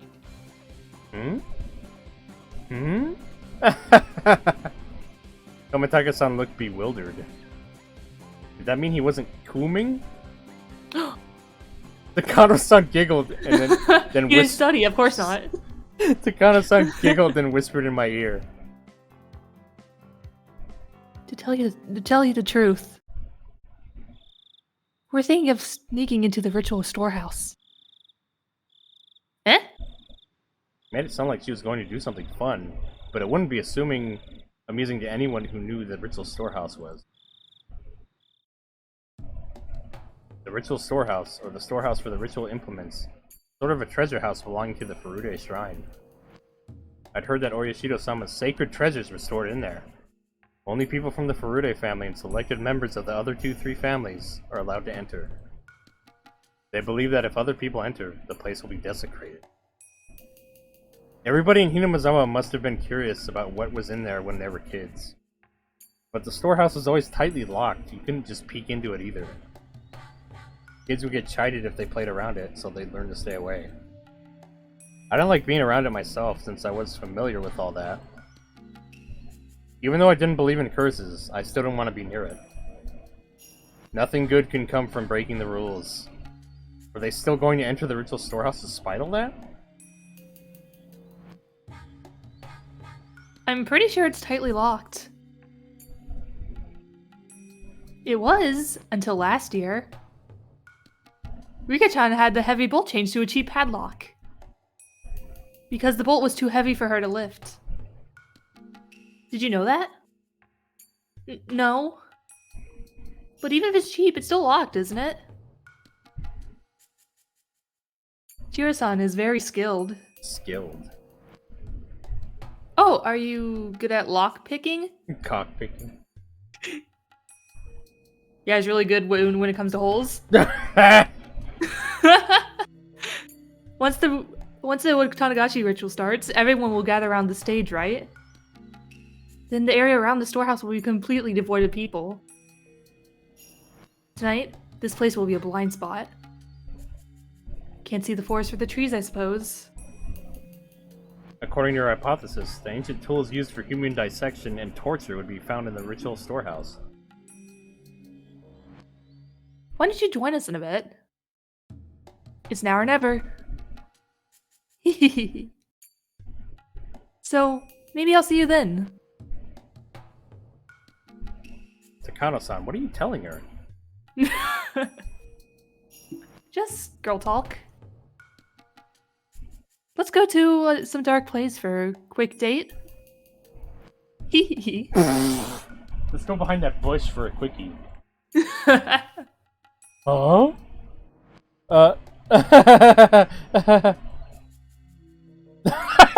Disappear. Insertion cock picking, yes. Small coon. They want to fuck in the storehouse. Pretty much. That's what they're talking about. I mean, apparently, like, a lot of people like having, like, doing intercourse in, like, forbidden places. I guess it excites them. So, yeah, wouldn't put it past them. The Kano-san walked against the flow of the crowd alongside Tomitaka-san. Original storehouse, huh? It was supposedly filled with torture tools. Oh god, they're into that kind of shit. Considering what they had in the underground torture room at the Sonozaki house. Quite possible. Man, they're gonna have like a crazy BSM session. Jesus Christ. Satoshi-kun fell victim to the curse in the 4th year. Don's death was the sign of Orishiro-sama's curse. Satoshi-kun was a sacrifice to pacify Orishiro-sama's anger. That was what the Kano-san said last year. It was just her hypothesis. At present, I wanted to deny her hypothesis because I wanted to believe that Satoshi-kun was still alive. If our hypothesis was correct, either some religious fanatic or somebody from the 3 families must be imitating the curse in order to revive the ancient custom of Onikafuji. That would mean it was them who killed Satoshi-kun. So what if the ritual storehouse was filled with garbage instead of torture implements? It was filled with broken palanquins or freshly painted signboards for the festival. What's a palanquin? No clue. I have to look that up later. What then? It wasn't really hard for me to believe that it was filled with chemical smell of paint. Maybe I'll get to deny the hypothesis that Satoshi-kun was sacrificed by seeing the inside of the storehouse for myself. Whatever was in there, it didn't mean that Satoshi-kun would come back.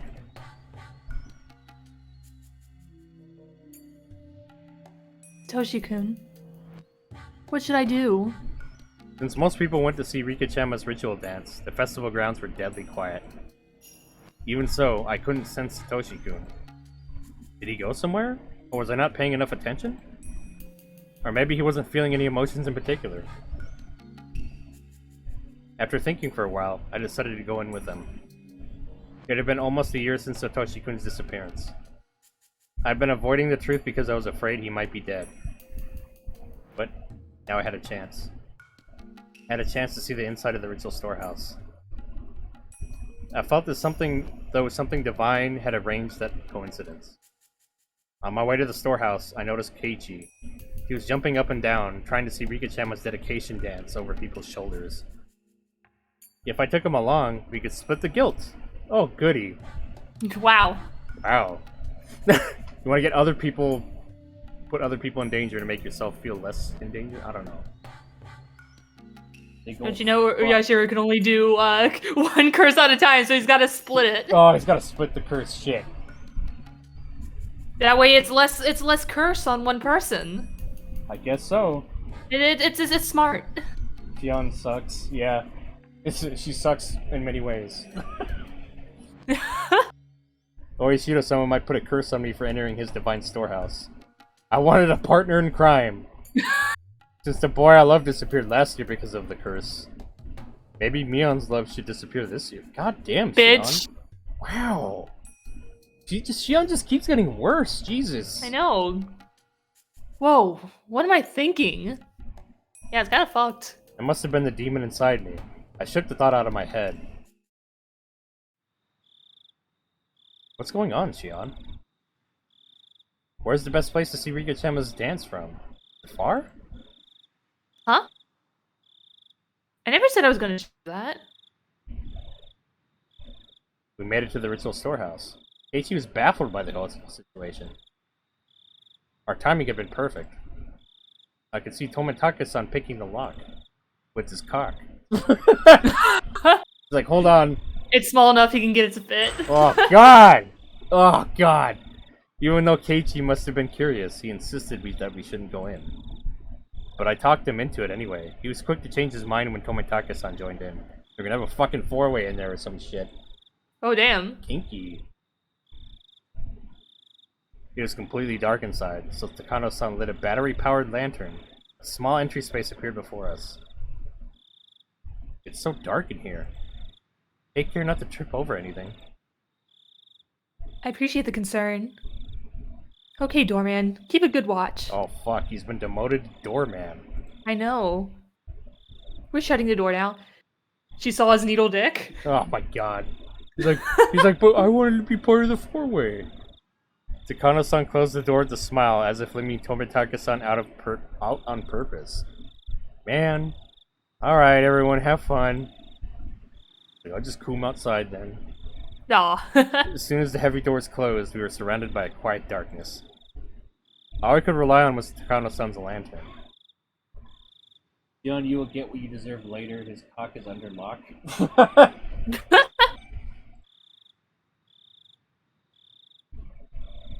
You'll be fine.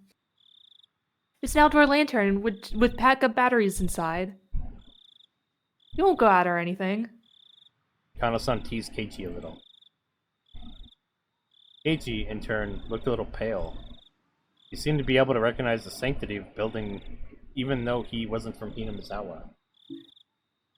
This is just like a few chapters ago, but from Shion's perspective. Yeah, pretty much.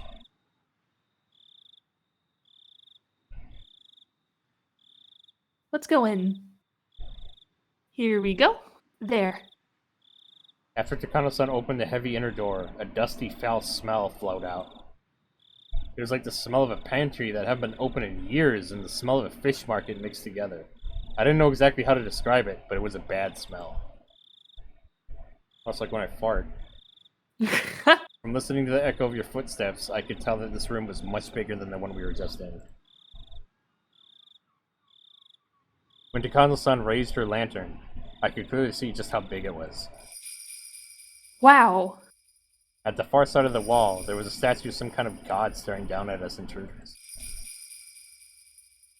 The way it was lit by the lantern gave it a powerful appearance, and it scared me. That's the guardian god of Himanizawa. Oyashiro-sama. I looked up at the statue, which was holding its religious ornaments. If Satoshi-kun's disappearance really was a curse, I couldn't forgive this god. Like, fuck you, god. Also, it's gonna be like the end of a JRPG. Pretty much. Gonna fight God. The last chapter, that's what they do. They fight Arishiro-sama. Holy shit. Another thing I like about reading this is the sound effects are so fucking good in this visual novel, I swear. Mm-hmm. I found myself irritated by the way the statue looked down at me. Fuck you, god. Damn you, Arishiro-sama. If you really made Satoshi-kun disappear, I'll never forgive you. Never. Keiichi-kun didn't seem to understand the significance of the storehouse. He looked bored. Takano-san noticed that and took out her scrapbooks to show him the brutal history of ancient Hinamizawa. I heard that story already, so I decided to walk around by myself. Since I knew the significance of all these tools, I felt a little nauseated. Though they certainly wouldn't jump out at me, I still found them intimidating. Oh shit, is that an Iron Maiden right here? Oh no. Fuck, and that's... Jeez. This is some kinky BDSM shit here. Maybe that's why Takano wanted to go. Oh god.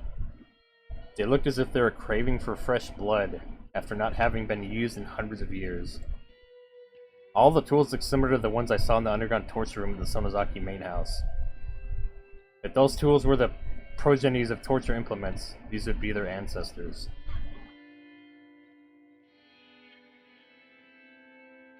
Next thing we know, Demon Cougar will be dead and her bitch gone missing. Pretty much. Bitch, not bitch. I'm back. Shion Orishiro-sama, you're a bitch! Welcome back, Elise. All the implements here looked old. I doubted they could really be used. They weren't kept maintained like the ones at the Sonozaki house. So did that mean they shouldn't scare me? No, on the contrary. They told me that the cruel rituals were indeed performed in this village at one point. Now that I found scary. What Takano-san told me was the truth. When I stopped, Satoshi-kun also stopped behind me one step later. I felt no emotional change in Satoshi-kun. I couldn't tell if he was feeling something or not. I knew he was there, but I had no idea how he was feeling.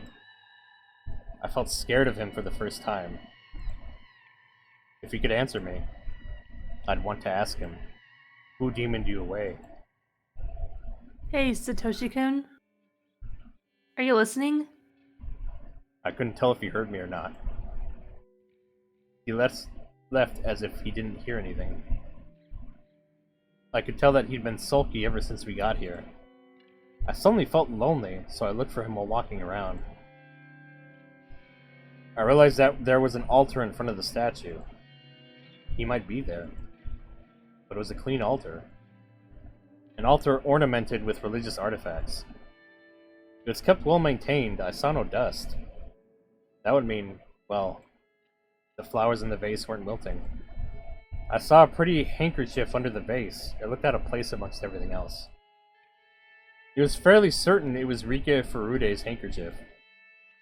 That would mean that the storehouse is maintained daily.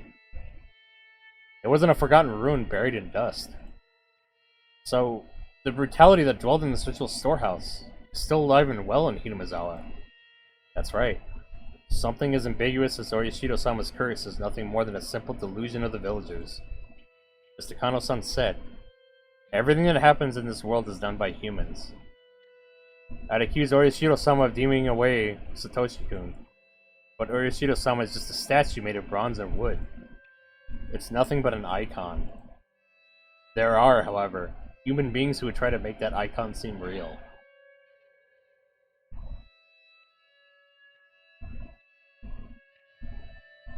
You think the Takano-san would want Orishiro-sama's boom? Well, she wouldn't believe in it, but she'd take it for real, I bet. Who doesn't want that godly coom? Oh god. Oh god. Oh god. Oh yes, god. The series of mysterious deaths in Hinamizawa is the result of human action. It shouldn't be called Orishiro-sama's curse. If Satoshi-kun was the fourth figure's victim, then he was victimized by a human being who just was acting the part of the curse. The person who demoned away Satoshi-kun must not be very far from me. The truth behind Satoshi-kun's disappearance was not so far from my grasp. Thump. I was startled by the sound. It sounded like somebody had dropped something. I looked over at Takano-san and Keiichi. Takano-san was still lecturing him. Did she drop her scrapbook or something? Thump, thump, thump. The sound came from right behind me, not from them. I never heard Satoshi-kun do that. It sounded like somebody was stomping on the floor in frustration. What is it? I remember from chapter 2, some of the people in there heard a thump, and some didn't. Ooh, this is spooky. The sound continued, ignoring my question. Though I heard it right nearby, it sounded as though a child was hopping on a wooden floor somewhere distant. What's wrong, Satoshi-kun? Are you angry about something? I couldn't read his expressions. I thought he was mad, but I didn't sense any emotion from him at all. Was he mad that I touched the altar? Maybe you weren't supposed to do that. It's not that I'd been able to communicate with Satoshi-kun in a concrete way. I just talked to him. I was never expecting him to react like that. I didn't sense a willingness to communicate me from this creepy sound. Then a chill ran up my spine. I felt as if all my pores were opening. I'd been thinking that it was Satoshi-kun stomping on the floor. Hey, you. You're Satoshi-kun, aren't you? The sound stopped when I asked that. It wasn't a yes or no, just silence. Satoshi-kun wouldn't scare me like that. I realized suddenly that the sound hadn't come from Satoshi-kun. A cold shiver shot through my feet and I sprung a step backward. The sound had come from right there. Even though I jumped back, it was still just a few meters away. Satoshi-kun would sometimes let me hear his footsteps when I walked. But if that wasn't Satoshi-kun, then there was no guarantee I'd hear its footsteps So, that invisible being could already be right in front of my eyes. And I just wouldn't see it? I forgot everything and ran, straining my ears as much as possible for any sound, listening for any footsteps pursuing me. I ran right into Keiichi and clung to him, timidly turning back to look. The dimly lit area before the altar was quiet, like nothing was happening. But seeing that chilling dark stillness, realizing I was just in that space, made me even more frightened now. What's up, Shion? You get scared? Keiichi made fun of me. Even though he looked horrified just a little while ago, he now looks satisfied to see me scared too. I know girls get to tend to get freaked out by haunted houses. Well, I don't mind it. Anyway, let's go. Before Takano-san leaves us behind. I pretended to be fine, but I wasn't sure if I was able to hide my fear entirely. The footsteps were chasing me. They were outside the illumination of the lantern as if they couldn't go into the light. The presence never left us, however. It followed us like a fourth member of the party. Sometimes it made a stomping sound as if wanting some recognition. But neither Takano-san nor Keiichi seemed to notice it. It's possible for Takano-san to be ignoring it, but Keiichi would never ignore it. If he could hear it, he would have said something. So, just like with Satoshi-kun, only I could hear it. What was this thing that was making me so scared? Was Satoshi-kun in a bad mood? Was it possible that the presence I believed this to be Satoshi-kun might not have been him at all?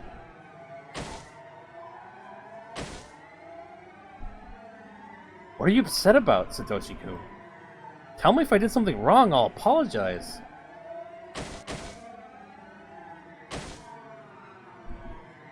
If you aren't Satoshi-kun, then where did he go? When did you take his place?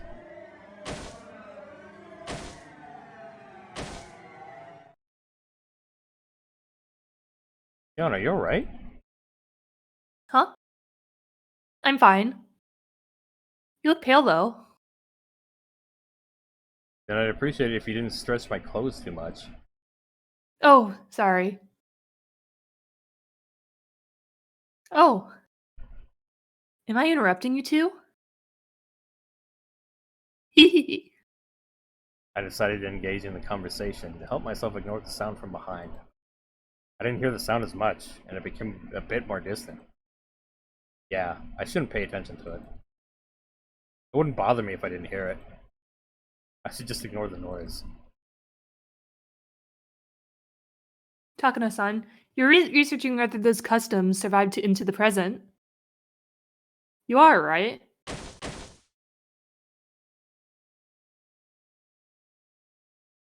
What I'm about to tell you is a secret, alright? I told you, Shion-chan, because you're an understanding person, but the other villagers don't want to hear it. If things go awry, I could be ganged up on and punished. She smiled at me like a witch.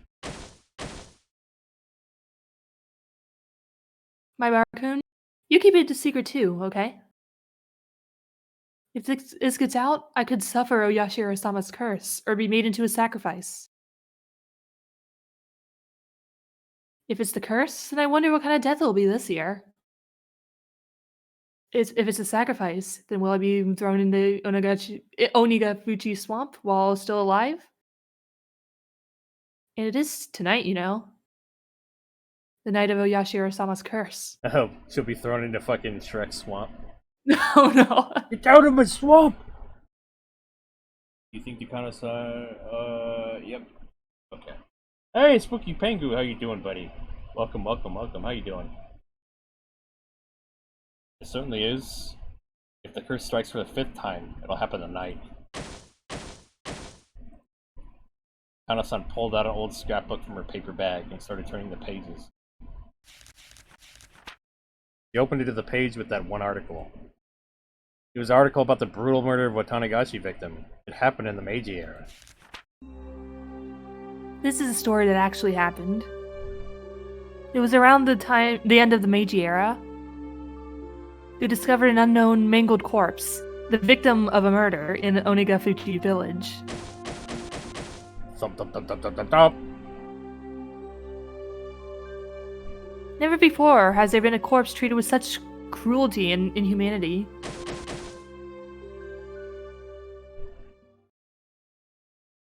Hey, you guys seriously don't hear that? It's freaking loud. How can you not hear it? Ah, hell. It's freaking noisy. Put it out already. In the next moment, we all heard a squeaking noise. We turned around in surprise. It was just Tomitake-san opening the door. Did I startle you? Oh, dear son, could you not resist seeing inside? This is a splendid treasure trove of torture devices. I'll pass on that. I'm bad with this sort of thing by nature. Kana-san laughed at us as if making fun of Tomitake-san for being such a scaredy cat. In any case, the dance and ceremony are over and everyone's going to be down the river. The festival as a whole will be over within minutes. Time was up. I never expected that Tomitake-san would save me from this nightmare. His face suddenly looked heroic. Oh? Keiichi-kun, are you leaving too? I've seen enough. Shion, you're good too, right? Get out of here. I want some fresh air. I agree. Let's leave. I went to the entry room and turned around. The Kana-san was taking photos in a mad rush, though her time was up. I didn't hear that sound anymore. I didn't feel that presence. I didn't feel Satoshi-kun either. But somehow, I wasn't too sad about that. Even if he followed me out here, I wouldn't be able to tell if it was really him or somebody else.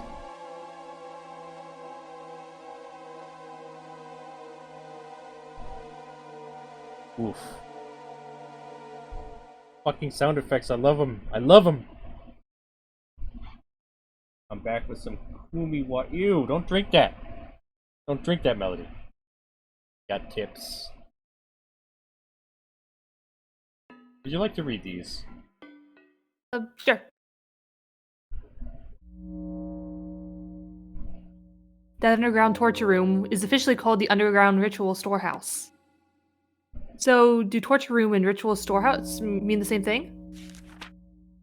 According to Takano-san's theory, bloody rituals, including Watanagashi, have been passed down among the three families even after the Meiji era. The rituals are always ready to be performed. Their form of worship always revolved around torture. So, Hinamizawa's history involved a great deal of human slaughter. Takano-san's theory is correct. The underground storehouse at the Sonozaki house looked well maintained.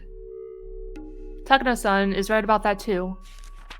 Since the Sonozaki family and the Furude family both have ritual storehouses, the Kimiyoshi family must have one too. After all, these ancient and brutal customs are still handed down through the generations. I should remain armed with the knowledge that occult events are still secretly being performed in this cursed village.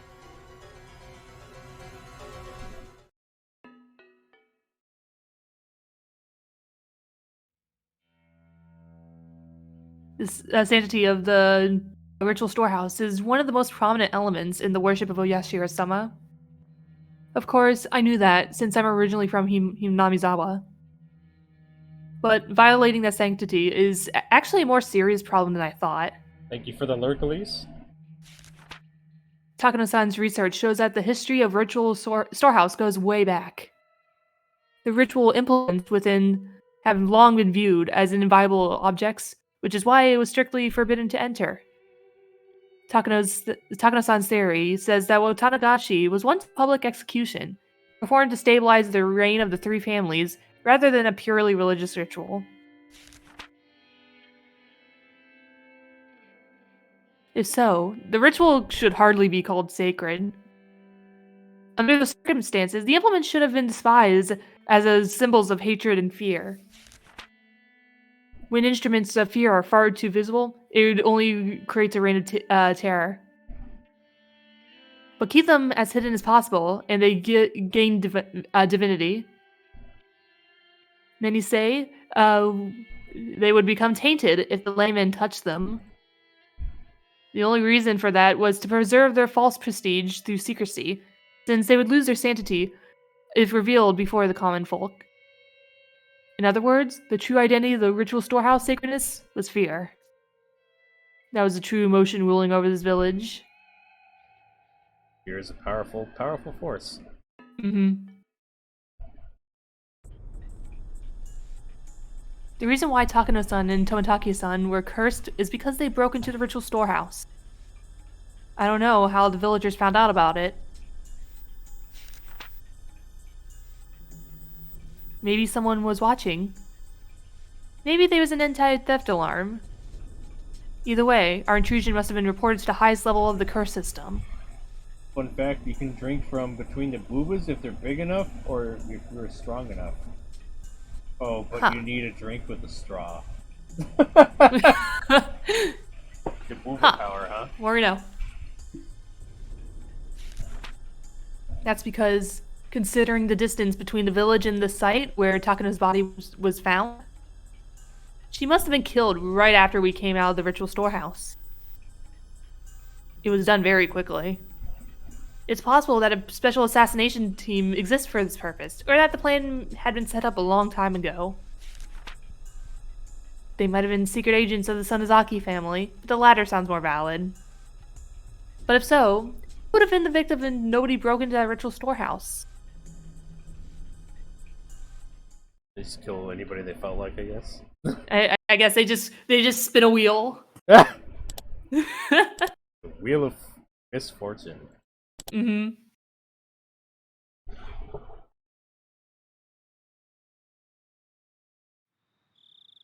My relatives gathered at the Sonozaki house after the festival to have a little party. I mingled with my uncles and had fun. I was trying to get rid of my eerie memories from the ritual storehouse. Obasitoko's uncle. Stupid scumbag he is. I want to find out what happened with that. That was such a weird chapter. Chapter 3. Mion was acting as a successor, so I tried to stay away from her. I'm sure she would feel weird if I talked to her in a formal way. In consideration of the old hag's old age, we ended the party around 11 p.m. We all helped to clean up, with the women washing the dishes in the kitchen, and the men folding the tables and putting them away in the storeroom. It only took them about 30 minutes, then everyone left one after another. By then, Mion was no longer acting as the Sonozaki's successor and was back to being her normal self. Maybe I overexerted a little. I was lying on the tatami floor. Kasai asked me if I could get in the car, so I told him I'd rather not move anymore. Sis, can I spend the night here? I just want to sleep. Granny will get mad if she finds you. By the way, don't you have school tomorrow, Shion? No, tomorrow's our school anniversary, so there's no class. How many times a year does your school have its anniversary? Oh well. Okay, Kasai-san. You can stay here tonight. Understood. Good night. Come on, Shion, wake up. Granny will get really mad if you fall asleep here. Here, hold on to me. You can sleep in my room. What? Sis? Oh god, they're gonna merge. The fusion dance! My alter ego told me that I'm in a demon's stomach. I wouldn't have woken up if I hadn't heard that voice. But when I stop, he always walks one extra step. I might not have woken up at all. Melody says, I hope it's Toko's uncle. Yeah, oh yeah, I read that. Whoops. I didn't remember much after that. I was probably brought to Mion's room and immediately crawled into the futon. After a while, Mion got her futon ready next to me, turned the lights off, and went to sleep. At least, that's what I thought.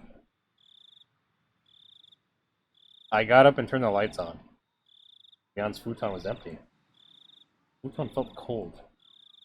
Mion must have left it a while ago. Did she go to the bathroom? Oh, the closest bathroom is right there down the hallway. The light in the bathroom is off. Where did she go? Ticking of the clock was loud and annoying in the silence. The hands pointed to a little before 3 a.m. I was left alone all of a sudden. It's late night. I felt the eeriness of the ritual storehouse coming back to me, after almost managing to forget it in the ruckus earlier.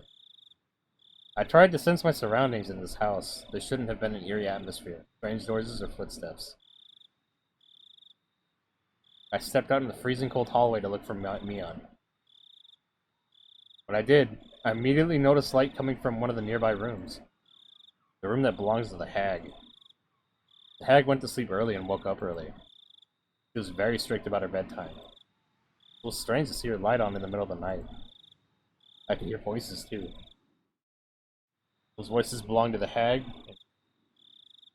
Something bad will happen, I'm calling it. Of course. Of course. This is It wouldn't be Higurashi otherwise. Yeah, this is set up way too spookily for something spooky to happen. I creeped up to the room and listened to their conversation. Since it was the middle of the night, I could hear their words very clearly. You want to do the hag? Sure. But you know... Oh dear. Those young ones went too far. You're right. They made Orishiro-sama angry, so I guess they got what they deserved. Yon's voice sounded as cold as the one I'd heard down in the torture room. I held my breath.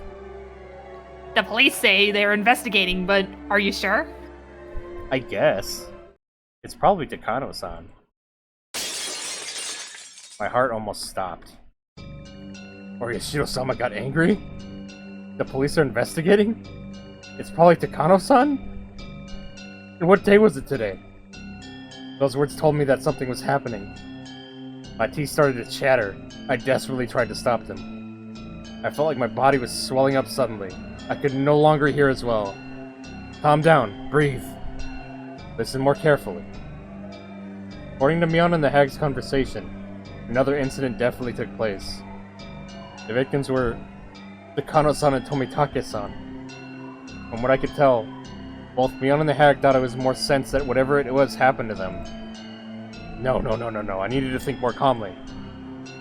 They did say they deserved it for making Orishiro-sama angry. Did they say Takano-san and Tomitake-san made Orishiro-sama angry? How did they make Orishiro-sama angry? They knew. My body started to shake. They knew we stuck into the ritual storehouse. That would mean Heiichi and I were also subject to Orishiro-sama's curse? Suddenly a phone rang. The phone was by the front door.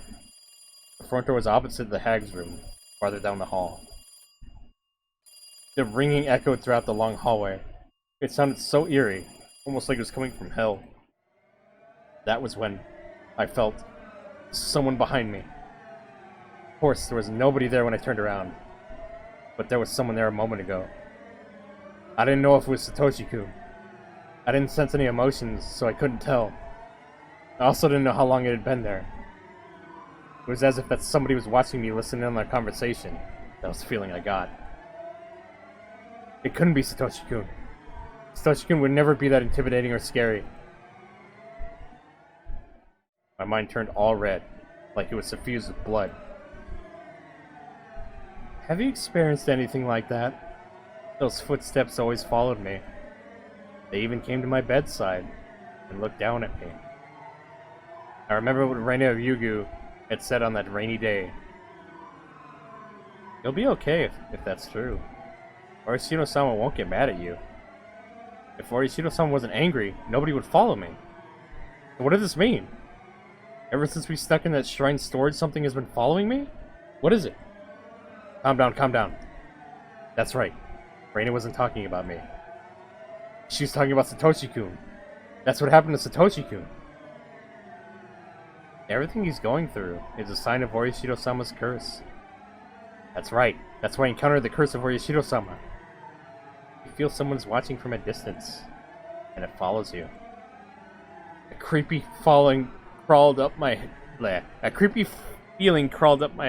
spread across my back. Then it watches from right behind you. After that, you start hearing an extra footstep. I swallowed loudly. It's almost as though Rena Ryugu was predicting what would happen to me. Had Rena been talking about Satoshi-kun back then? Or had she actually been talking about me? But you start hearing it even inside your house after a while. Then, Orishiro-sama keeps watching you even when you're sleeping in the dark. Right by your side, waiting silently. I knew by now that there was no mistake. No matter how I looked at it. She had been talking about me. Yes, me. It had been about me. The curse of Orishiro-sama. What is the curse of Orishiro-sama? Then what was I actually felt something for real?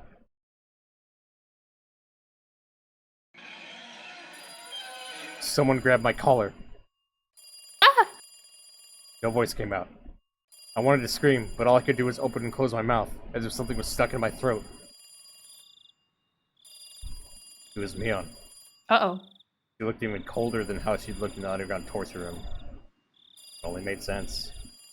That she'd come out in the hallway to answer the phone. I tried to come up with an excuse. However, the way Mion looked at me was cold. Ooh. Uh-oh. Even if I really had run into her by accident, I could tell by the look in her eyes that she wouldn't believe me. I felt cold sweat all over my body. I couldn't even move my fingers. Sorry. I apologized. I could have said something to get myself out of the situation, but the apology came out first. But Mion didn't appear to hear me. She walked to the front door, still holding my collar. The phone was still ringing. A normal person doesn't usually let a phone ring so long at this time of night. Yes. Orishiro-sama, cuddle buddy? Oh, shit. The phone call itself didn't seem real to me. Mion picked up the phone. This is Mion. I see. I understand. Please take care of things at your end. Also, please make sure that nobody talks about this. Yes. Goodbye. Mion put down the phone after a short conversation. What does she mean? Make sure nobody talks about this. Who called anyway? Mion put her forehead to mine and spoke to me. Oof. You hear? Oof, I need a picture of this. Which conversation was she asking me about? Well, she had been talking about the one with the hag. If I said yes, what would happen to me? I don't... I don't know what you're talking about. Ah!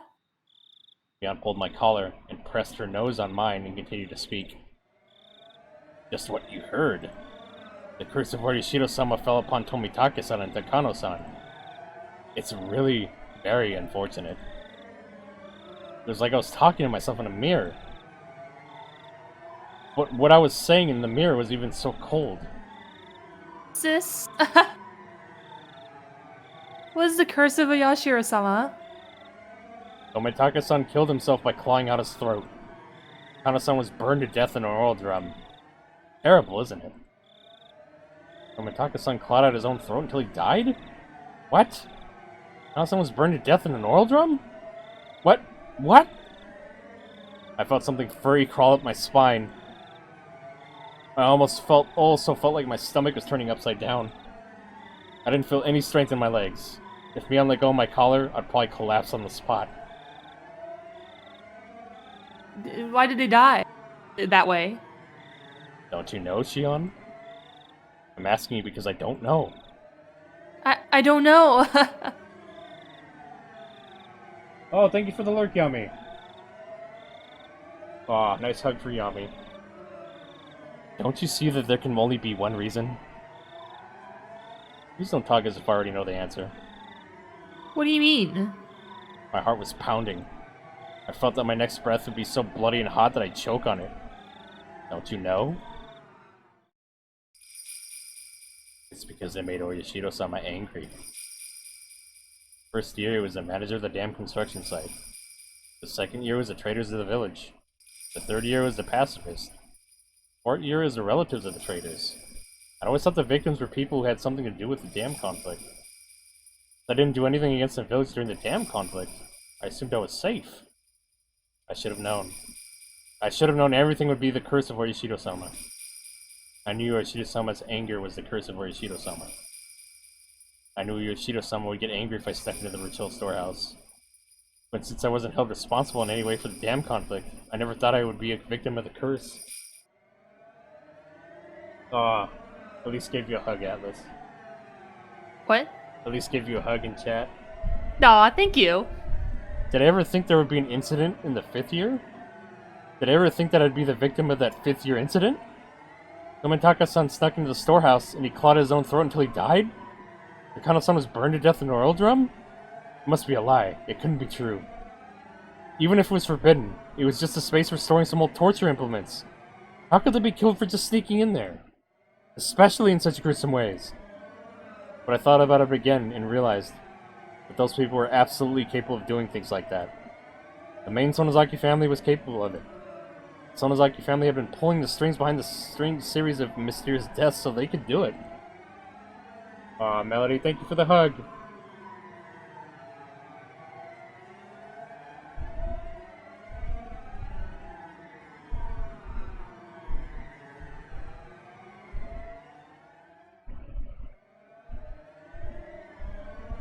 There you go, Melody. Hugs all around.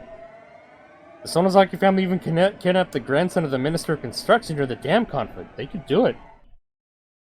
The Sonozaki family made Satoshi-kun disappear completely. They could do it. I thought we established that they didn't do that.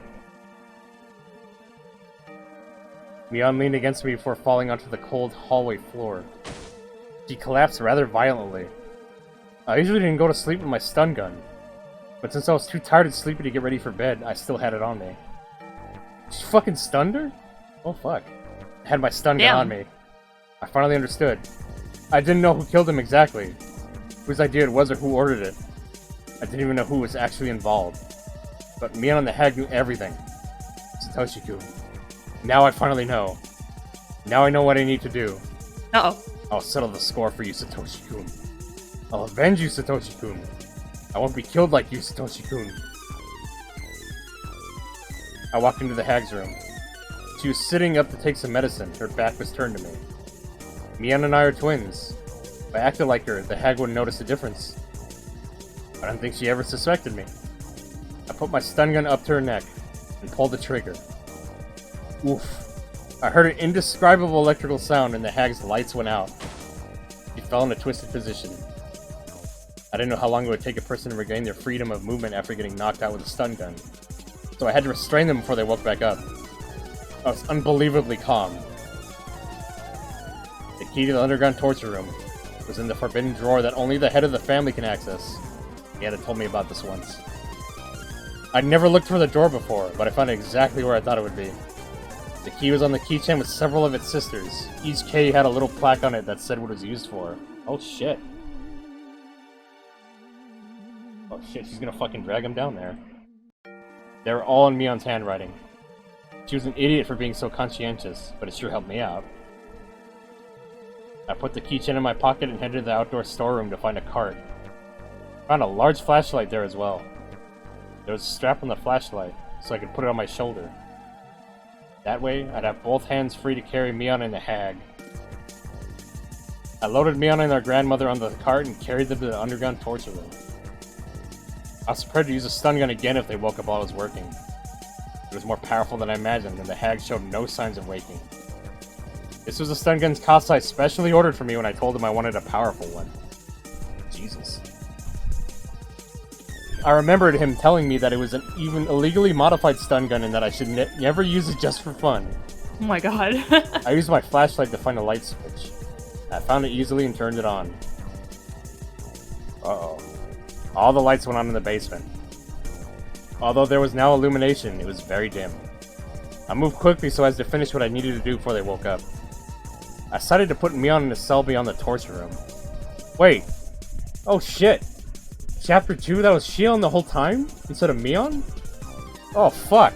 The lights in the torture room were so bright that it went like daylight. There was a door there. I was fairly certain the cells were on the other side of that door. The proper key was here.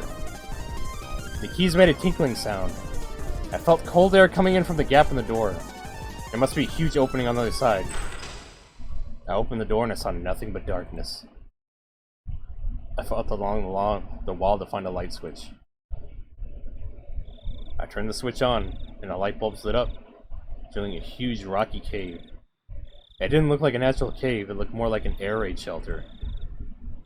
There were several hollow openings with bars across them. Those were the cells. I walked up to the closest cell and checked to see if it was strong enough to confine her. I pushed it and pulled on the bars. I rammed against them with all my weight and decided they were perfectly sturdy. This was secure enough to be called the cell. I opened the lock and carried Mion in. I wasn't particularly strong, just average. I never thought I was strong enough to carry a whole person. But now, I didn't need to pretend to be weak. I could easily lift and drag their bodies. I put Mion in the cell. She seemed to moan a little. I didn't need to check to make sure. The effect of my stun gun was wearing off. I closed the bars and turned the key in the lock, then I ran to the hag, who must have been starting to wake up too. Fortunately, there was no sign of her regaining consciousness. Maybe the difference in age had something to do with it. I looked for a table to restrain her on. I found a wheelchair with restraints of the hands and feet. I put the hag in it. Of course she didn't resist, but her dead weight made it seem like she was a huge French doll, but one made of flesh. I put her hands on the armrests and restrained them at the wrists with the metal rings and hinges. I did the same with her feet. It must have been a wheelchair specially modified to restrain a person. Other than restraints, it was a regular wheelchair. I waited for the hag to wake up. I had so many things I wanted to ask her. I didn't think she'd answer honestly, but I had plenty of tools to make her talk. I was in no rush. When the hag had a concern, relatives took care of the problem. That was how it worked in the Sonozaki family. She was the leader of the family, so all that information they gathered would make its way to her. She must know everything that happened in Himazawa, including the curse of Orishiro-sama. I heard a noise from the cell. Mion must have woken up before the hag did. Speaking of the hag, she didn't seem like she was about to wake up anytime soon, but she was restrained even if she did, so I had no need of fear. I left the hag and headed for the cell. Shion, what do you think you're doing? She talked like the successor, but she also sounded frightened. She obviously understood the situation she was in right now. Good morning, Mion. You never thought you'd be in there, huh? As acting head, I order you. Open this up. You don't sound so scary in there. You need to talk more like a leader, don't you think? Though, talking that way will only make you look like a fool. There was nothing funny about it, but I wanted to intimidate Mion. My laughter echoed throughout the cave. It was artificial and meaningless laughter. I heard it over and over as it echoed. It sounded as if I wasn't the only one laughing. I couldn't stand it, so I stopped. Silence filled the air. That silence almost hurt my ears, so I started to speak. Tontake-san and Takano-san are becoming the victims this year. I didn't expect that. What an idea to burn Takano-san to death. But actually, she'd be the kind of person who'd prefer to die that way. Maybe she's satisfied, huh? Mion didn't say anything. He just stared at me to see how I'd proceed. What about the way Tontake-san died? He clawed at his own throat, right? Did you give him a shot of some kind? Or is there a torture device that did that to him? Mion didn't reply. I was smiling boldly, became impatient, and finally kicked the bars. It made a violent noise. Mion jumped as if she was kicked directly. It's boring not to get any answers. Do you have any idea what will happen if I get angry? How would I know? Mion finally replied. He was odious, but at the same time, sounded pitiful. Hey, Mion. As this is successor, why don't you tell me? Let's see. I had just too many things I wanted to ask her. I wanted to ask her about me, about the incident, about the curse, about Satoshi-kun. I didn't even know where to start. Before I asked her about those, I asked her one thing. You know, there's no point in trying to resist, don't you? Mion glared at me silently. Because we were twins, I knew that was just a bluff. We've come this far, so there's no point in me hesitating anymore. You shouldn't expect hesitation or even mercy from me, sis. Mion must have been feeling the cold sweat on her face. Although the light was dim, I could tell she was frightened. Okay, here I go. First, about the series of mysterious deaths in Hinamizawa, also known as the Curse of Yashiro-sama. What's the meaning of it? Is it to signify the end of the dam conflict? I think so. Mion sounded a little confused, but she answered. I felt satisfaction now that we were communicating. I continued with a smile. You think, huh? Don't you know the details? You know yourself. That the successor is simply a messenger for Granny. Yeah, right. But the successor must know everything the current head is thinking, right? Do you really think I'd believe that you're just a messenger? Although I'm always around Granny, I don't always know what she's thinking. It's not like I can understand her all the time.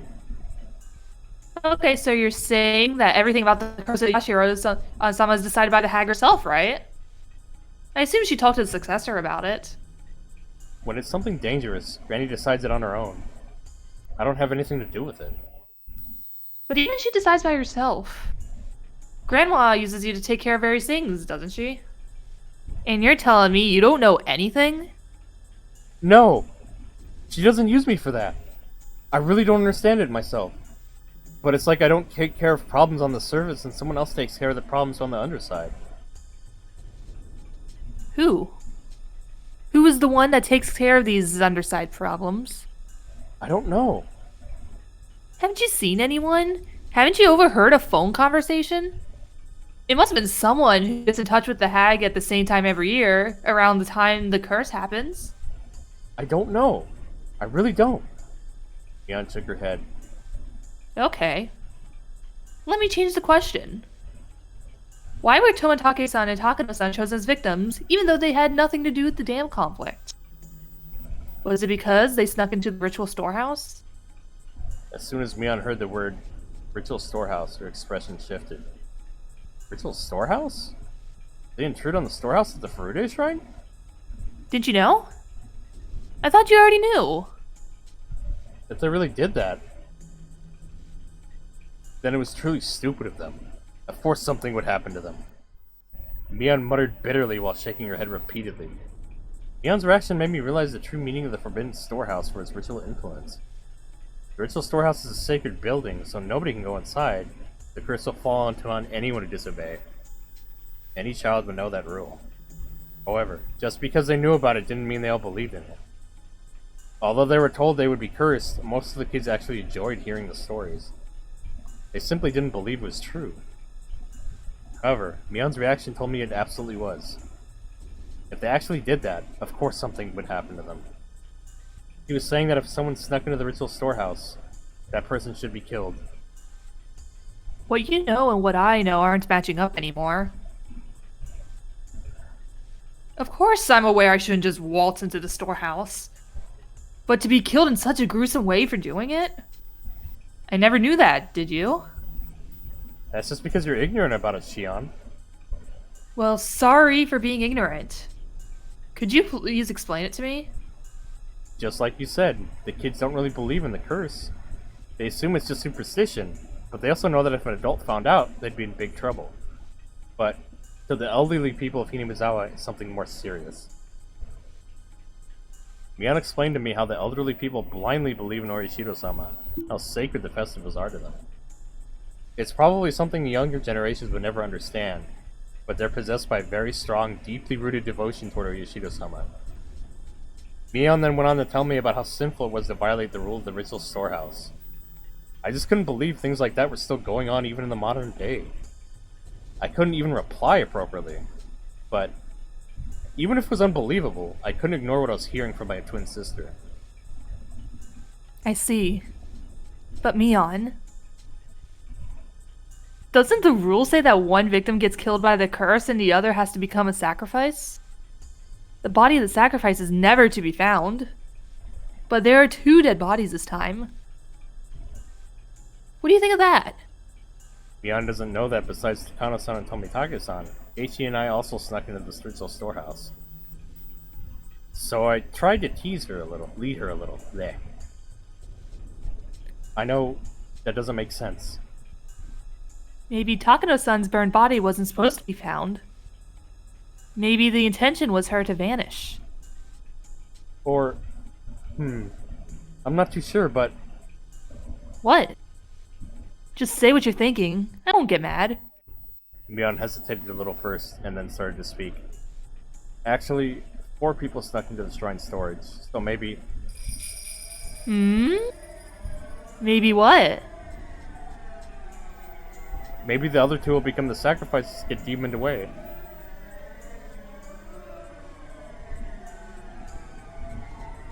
Oh my. I thought she said she didn't know that there were 4 people in there. Yeah. Uh-oh, she's telling lies! Uh-oh. Mion's words were stuck in my head. If those 2 dead bodies were the result of the curse, then there should be 2 sacrifices to calm Morishiro-sama's anger. The 4 of us snuck into the shrine storage together. It was a simple equation. Did that mean that Keiichi and I were in danger? I got drunk, fell asleep, and decided to stay overnight. Was that because of the alcohol? Or did someone put a drug in my drink? It's not like me to get drunk and spend a night at the hag's house. I wanted to forget about what happened in that eerie storehouse, so I drank too much. But it really was strange for me to get that drunk. Maybe it was a good thing I woke up in the middle of the night. I could have been the one to wake up in a cell. Sometimes it's hard to recognize danger when you avoid it accidentally.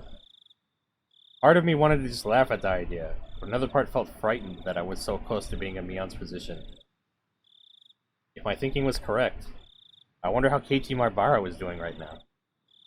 I didn't see him in any of the cells, but that didn't guarantee his safety.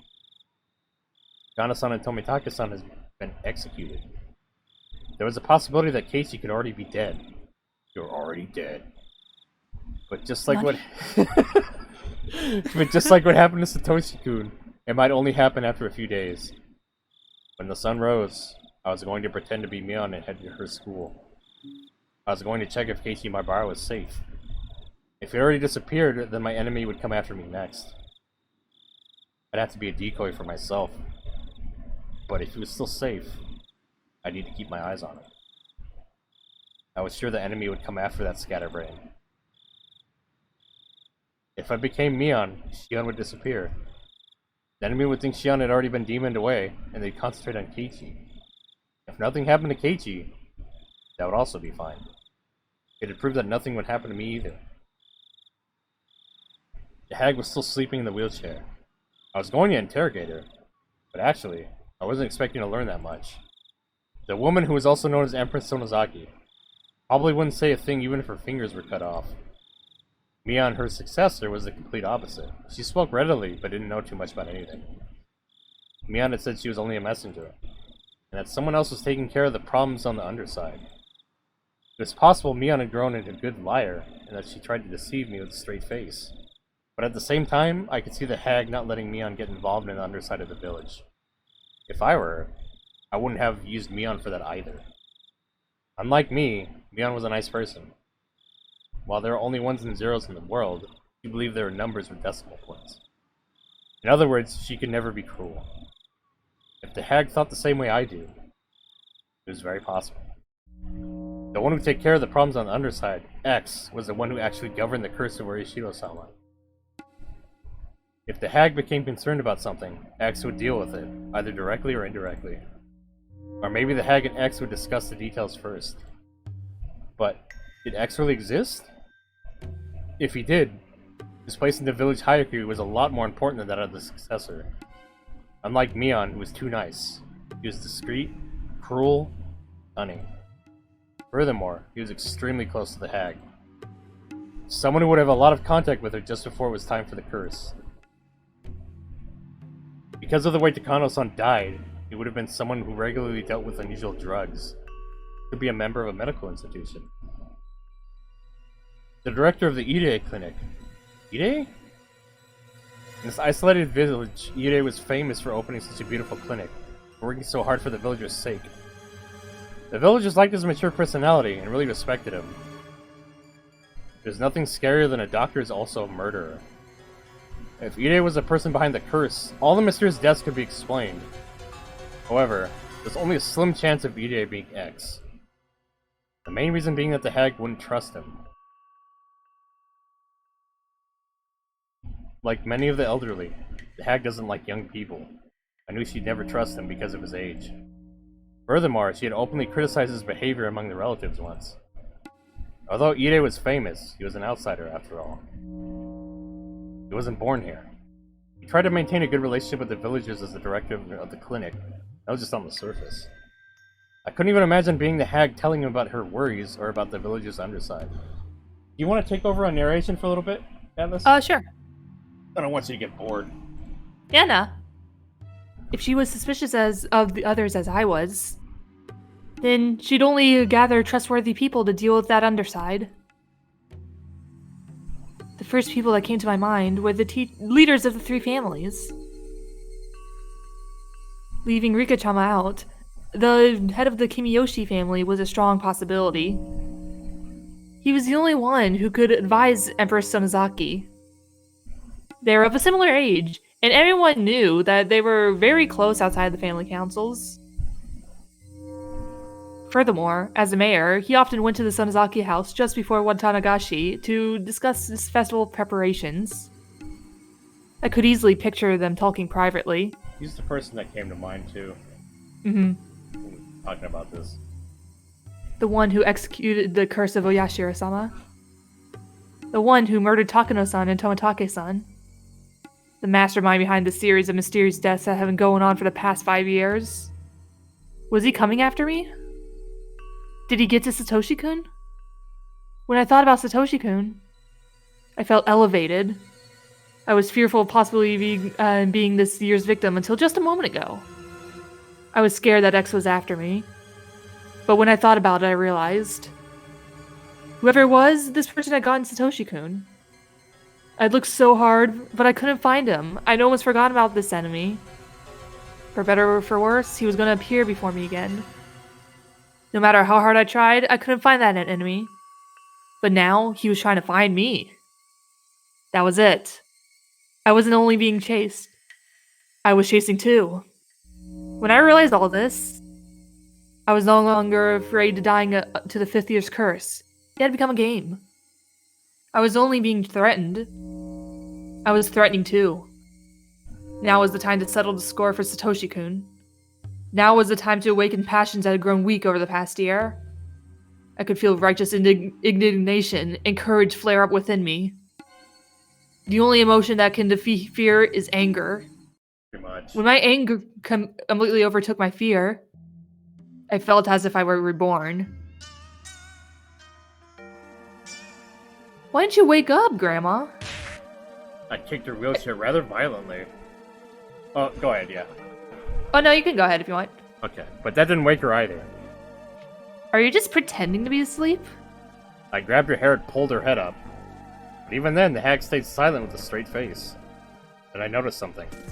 I looked for an appropriate torture device. They were all large scale, none of them being particularly handy. That's when I saw a cigarette lighter on a cushion in the tatami room. One of the relatives must have left it there. Oh fuck. I lit the lighter. A huge flame appeared. Oh man. Uh-oh. I turned the lighter off and went back to the hag with it. Can you see it? Can you see it? Can't you see it? This is a cigarette lighter someone left behind. I lit it in front of her eyes. I'm gonna burn your nose now. You don't want that, do you? I wouldn't want it.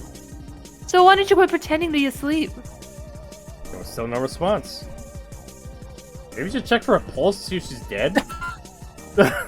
Give her just like a heart attack or something? Yeah, I put the flame right under her nose without hesitation. The tip of the flame touched the tip of her nose. The flame must have burned her nose hair. It smelled terrible. Ew. I was already certain, but I continued anyway.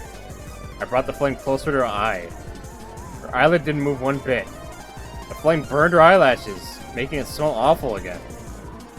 I turned the lighter off, then held her throat and wrist.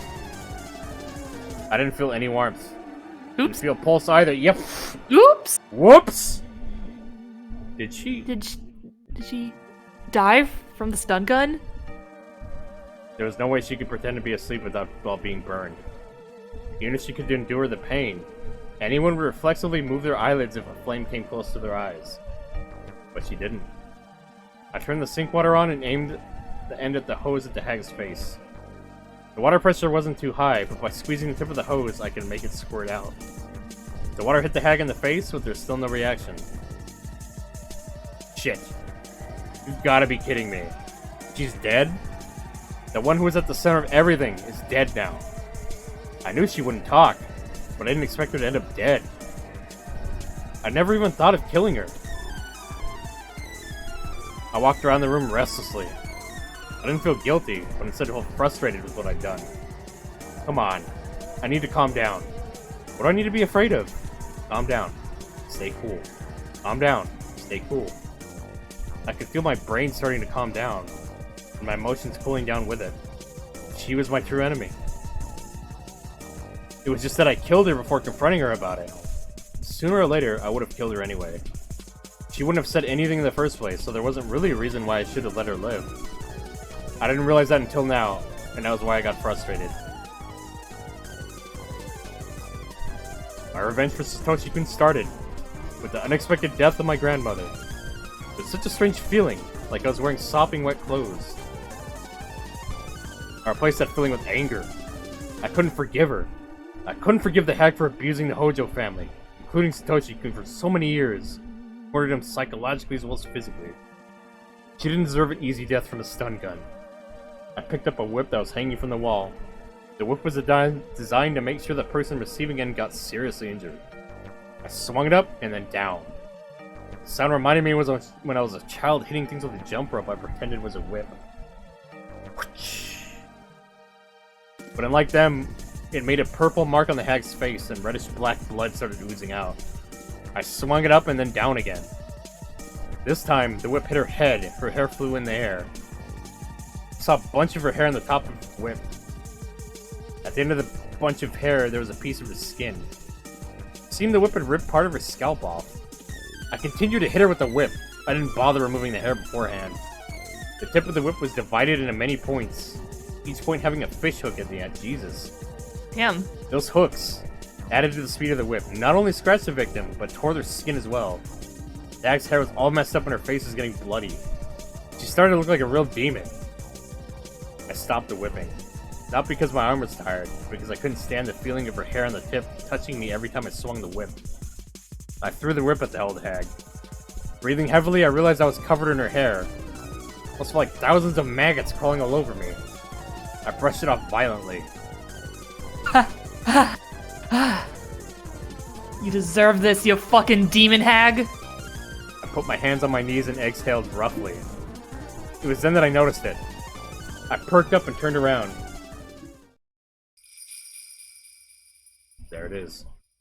The person who had been watching me. I stuck into the shrine storage. I sensed this person sitting in the tatami room. It enjoyed watching me torture my grandmother.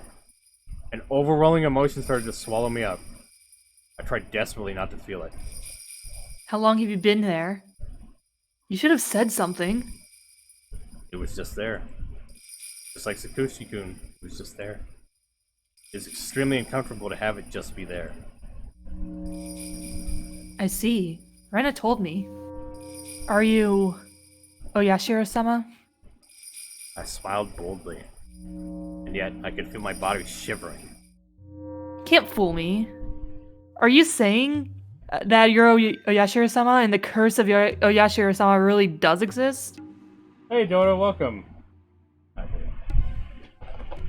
Thank you for the fish bones, Dodo.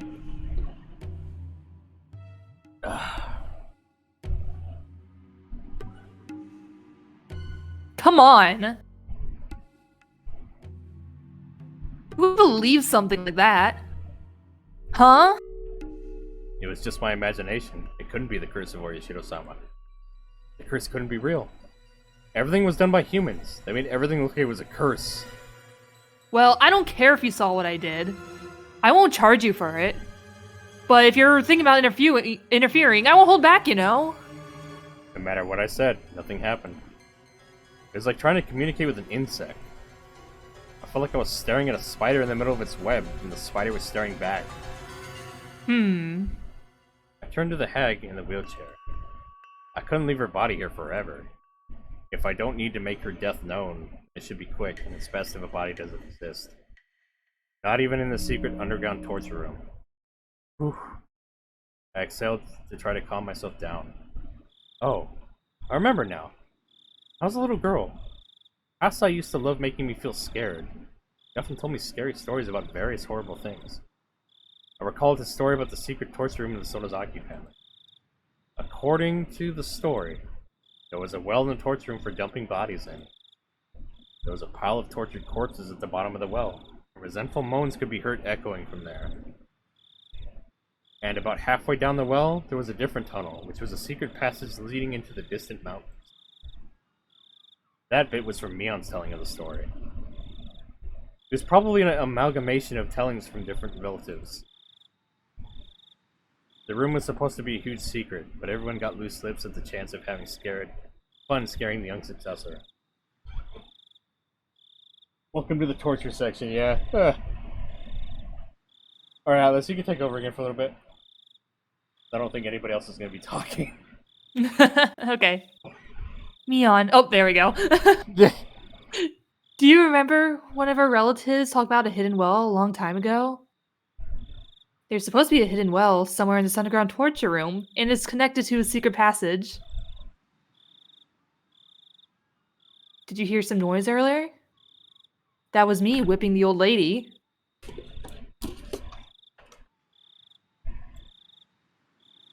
Mion didn't reply, but I saw her bite her lip. Oof. Don't worry. I won't whip you. But if you don't cooperate, I might punish her some more. Next time, I won't use a whip. Down at the end. You see a cell in the darkness? It's in there. Mion pointed weakly. I walked out into where a finger indicated. A light bulb lit up the cell. It was a lot smaller than the one Mion was in. It was very shallow, and I didn't even need to open a door to see how tiny it was. Of course, there's no well in there. I became angry, assuming that she lied to me, but after considering it, I didn't actually think she would at this point. Opened the door and walked in. I noticed something immediately. There was an opening right in the middle of the cell. This opening was naturally disguised. The way the rocks and shadows were positioned perfectly hid the well. The tip of the rock inside the cell concealed the entrance. Unless you went in, you'd never notice. But it was such a shallow cell that nobody would even think of going in. Besides, the bars allow you to see inside the well enough. The cell is not even a few meters deep, so it would only take a glance to see everything. Nobody would think of unlocking the door and walking in. But walking in was the only way anyone could find the well. Furthermore, there are many cells in this huge cave. Who'd think that one of them was hiding a secret well? The inside of the well was dark, I couldn't see anything. But every little noise I made produced echoes. I could tell this was a very deep well. I brought a flashlight from the torture room and shone it down the well. It almost looked more like a vertical tunnel. Obviously a man-made one at that. There were wedges on the wall, like a ladder, and they looked as if they were inviting me to descend. Oh heck, what happened? Host 00323, thank you for the follow? I don't know, I keep seeing people with these kind of names are following me. I wonder if they're bots. Oh, wait, is it like HOOS? No, Yes. no, HOSS. Oh, yeah, it's a bot. Oh god, should I ban them? Yeah, I'd ban them. They followed me like the other day. How do I fucking ban Yeah, them? dude, just be careful not to like, On their... yeah, like be careful not to like go on like their actual profile or they like grab your IP. How do I ban them from here? Fuck. Are you on OBS or? Yeah, I'm in Streamlabs right now. Do I have to go to Twitch? I think so. What? Because I use OBS. because like what I did, like OBS has like a thing where you click on their name, but like it doesn't actually click on their profile, and you can ban them from there. I can just type out ban. Oh yeah, I didn't even think about it. Like Slash yeah, there's a ban. yeah. HOSS00323.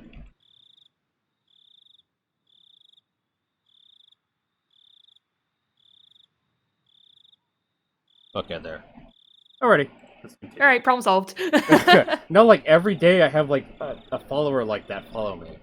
Right? Then, it's been happening to me a lot more lately too. And then they'll be gone from the follower list afterwards, so it's like they follow then unfollow or some shit. To like I guess. Oh yeah. Fuck.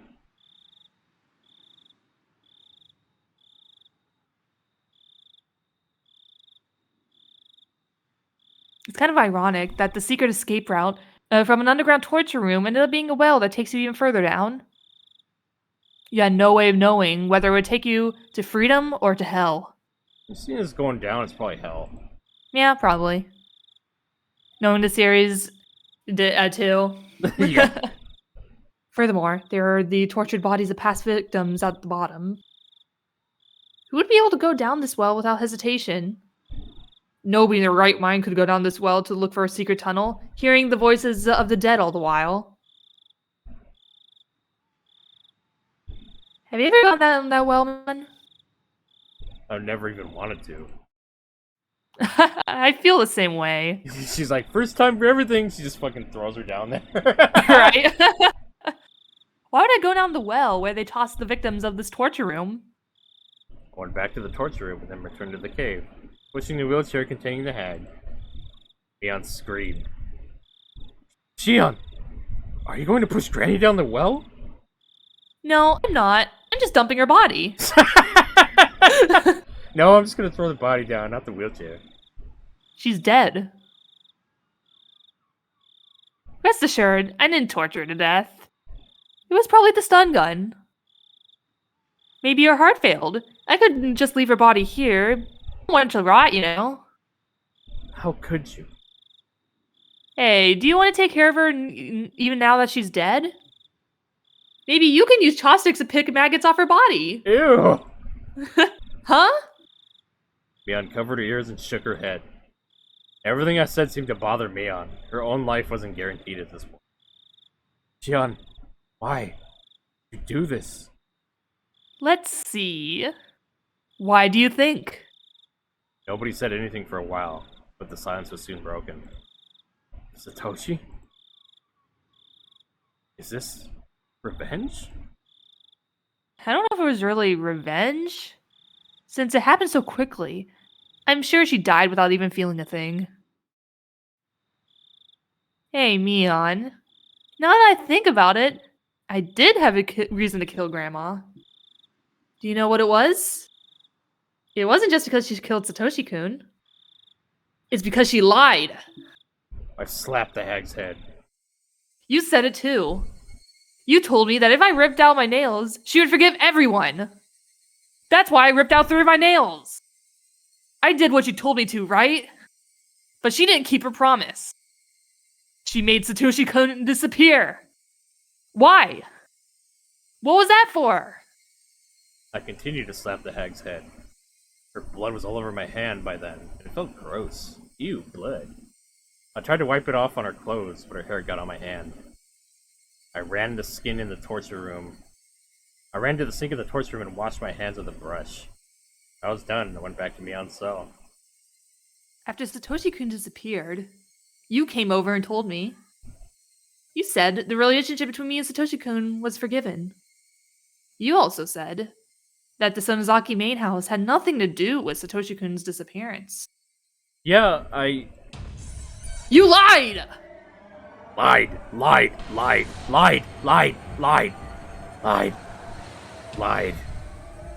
My shouts echoed throughout the cave.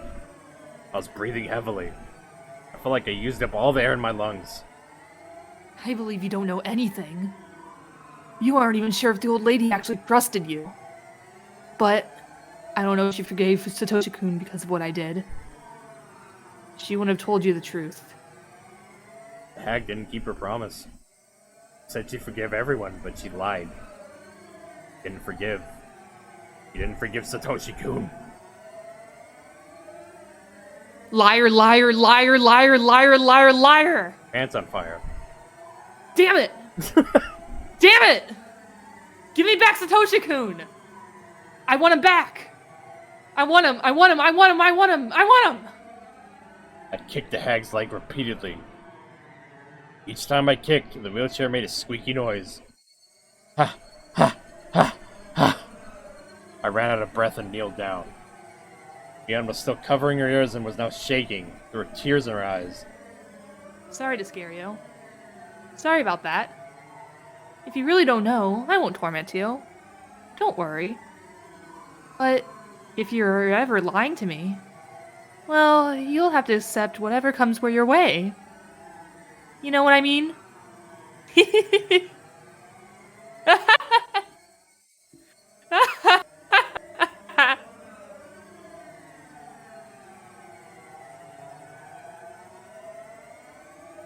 Oof.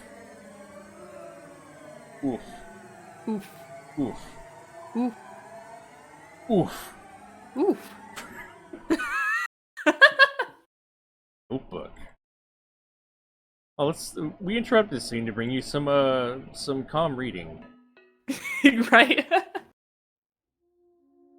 It's time for Poetry Slam Club. Yeah. I'll read this one, you can read the other one. How about that? Okay. I wasn't planning to kill the hag so quickly. I was going to kill her anyway, but it was too soon. People would normally assume that the Sonozaki family operates as a hierarchy. That's not true. It's actually more like a system of government. Several ministries send from the main family, and each forms a hierarchy of its own. These ministries don't communicate with one another. The people who belong to a given ministry don't know what the other ministries are doing. That way, the Sonozaki family dealings are kept perfectly secret. Of course, the most important people in the family govern several ministries. They know, of course, about their own ministries. And they know a little bit about the ministries their relatives run. But none of them know everything. There are ministries that work in the open. There are ministries that work unseen. And there are some smaller ones that Oriro herself, or runs herself. Mion seems to know most of them, but she doesn't necessarily know them all. In fact, she didn't know about the curse. Considering that, the fact that the hag died before I can interrogate her is a huge loss. Yep.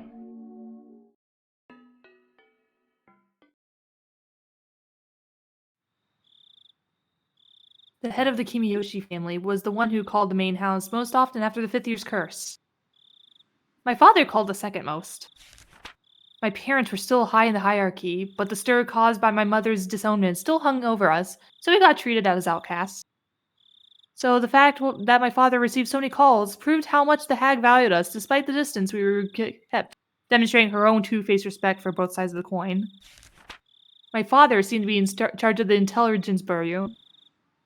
He reported police information, gossip, and rumors going around in the Yakuza business to the hag. He silences, stirs, and distorts that information at our request. By the way, my servant Kasai is an old friend of my father's. That must be why Kasai knows many things. But I don't know if my father is involved in the curse's execution. My assumption is that although he gathered information on the police investigations about the case, he wasn't involved in the execution itself. The fact that my father and the hag have this close connection isn't widely known. People know that she uses this information network. They don't look very far beyond that. In the same way, it's possible that a curse execution exists under the hag's direct control. People just aren't aware of it. Her A-team. Right?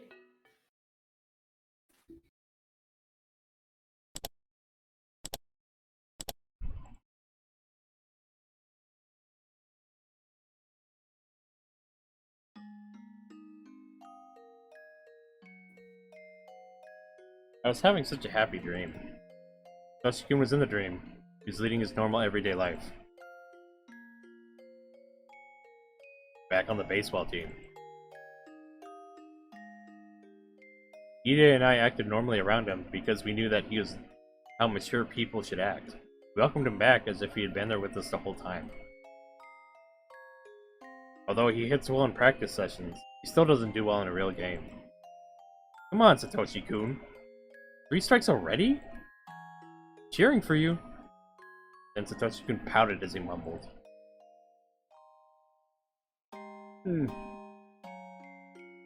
I felt tears pouring down my face. Ooh. Sniffle. Sniffle. Satoshi-kun? Satoshi-kun? Oh.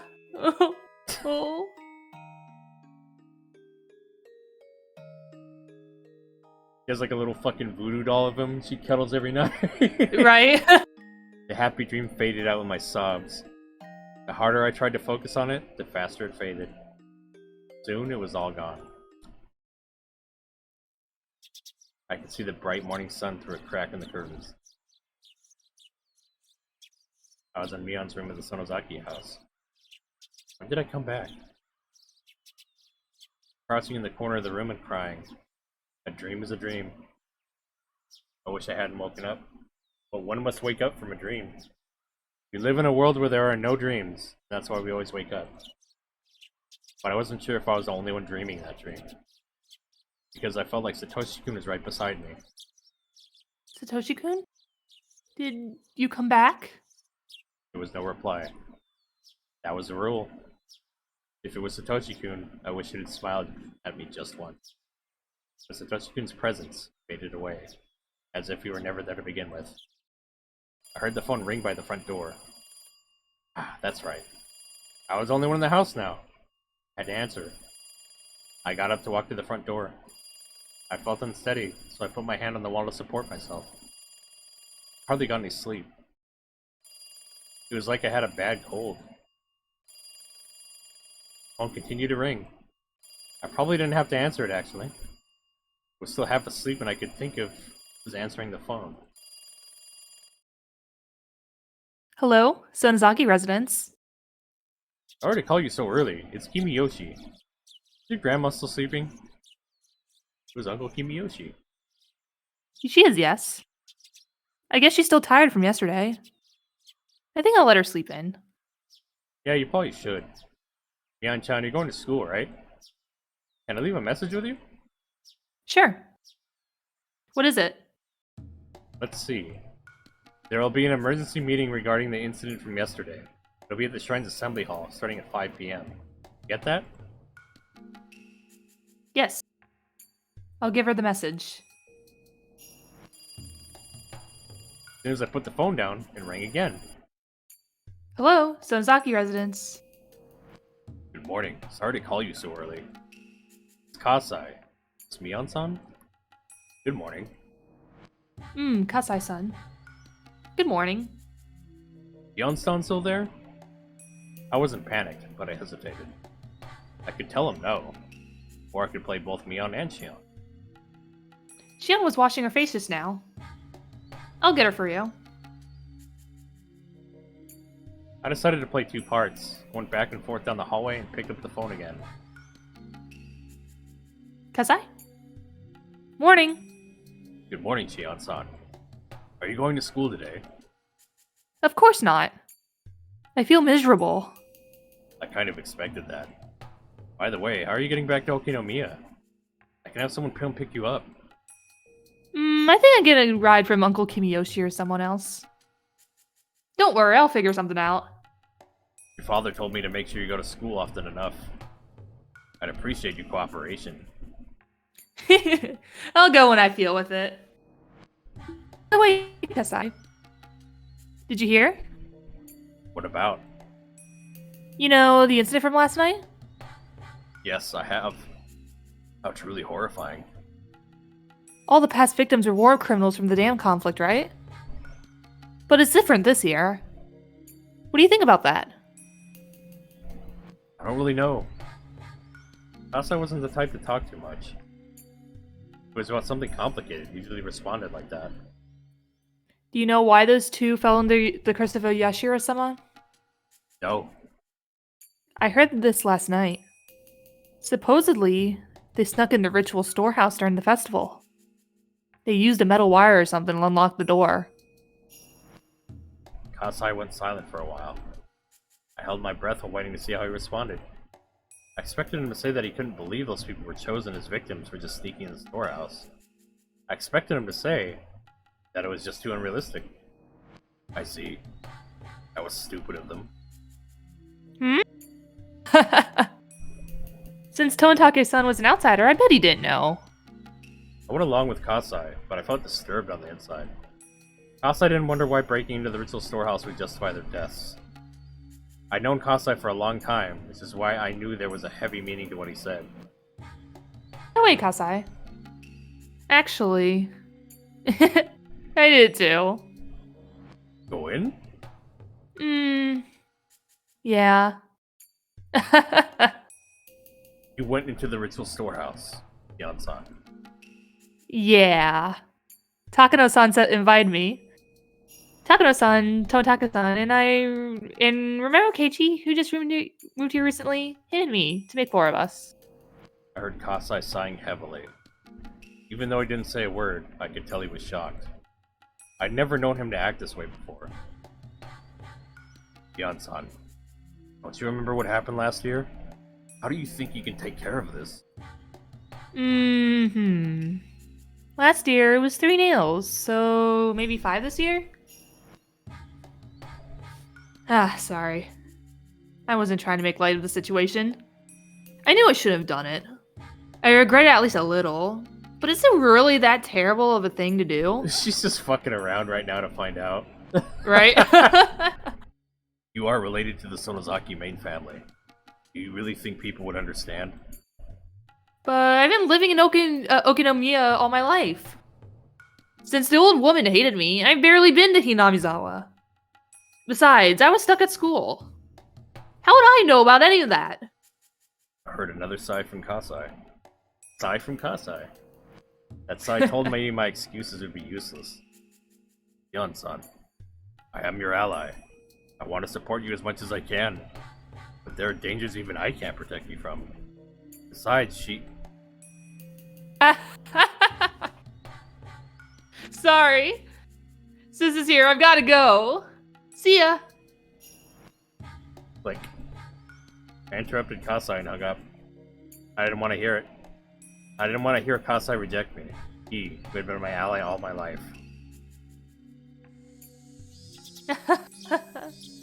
Shit. Damn. It. Damn it. Shit. I could hear the sound of the cicadas. The sound made it feel like I was being cooked on a huge frying pan, making a sizzling noise. I couldn't help feeling remorseful. Now I knew that sneaking into the ritual storehouse wasn't a laughing matter.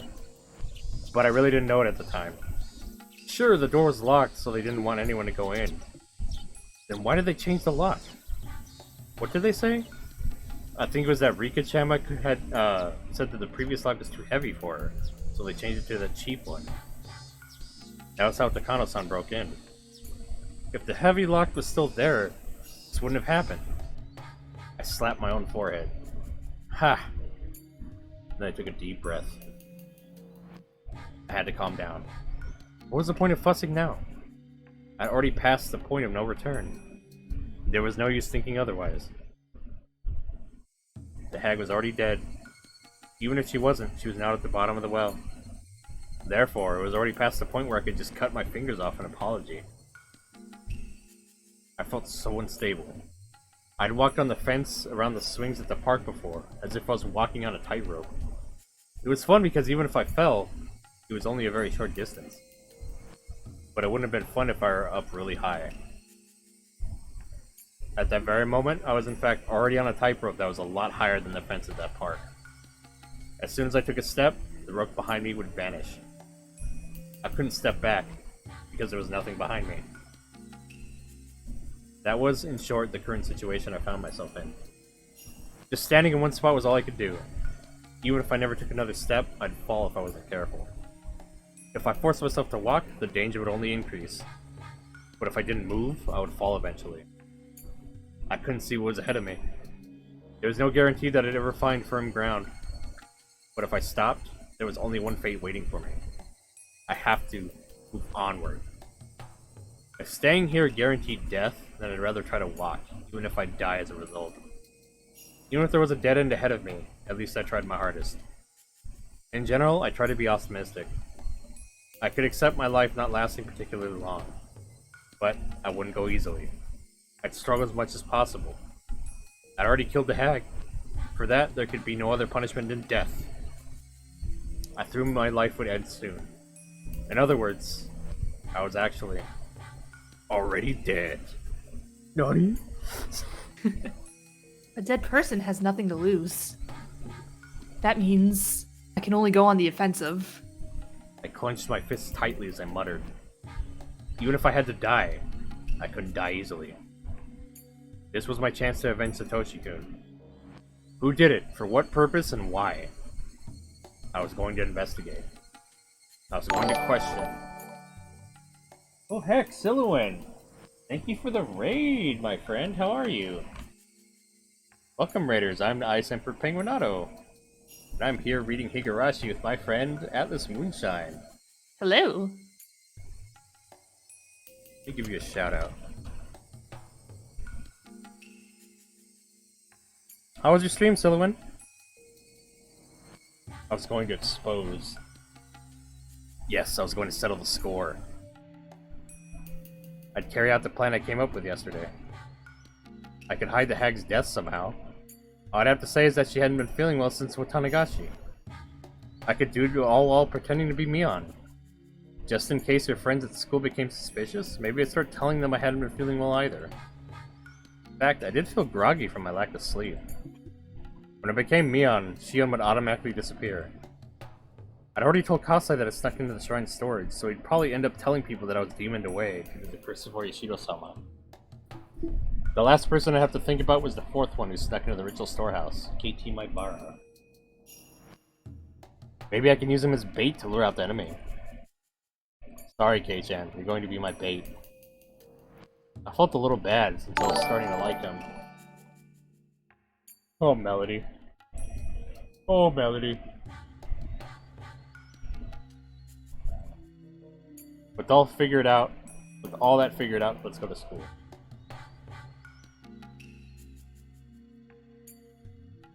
Yeah, it's pretty fun, huh? I'd gone to school as Mion before, so I know how things worked. It was almost time to leave the house.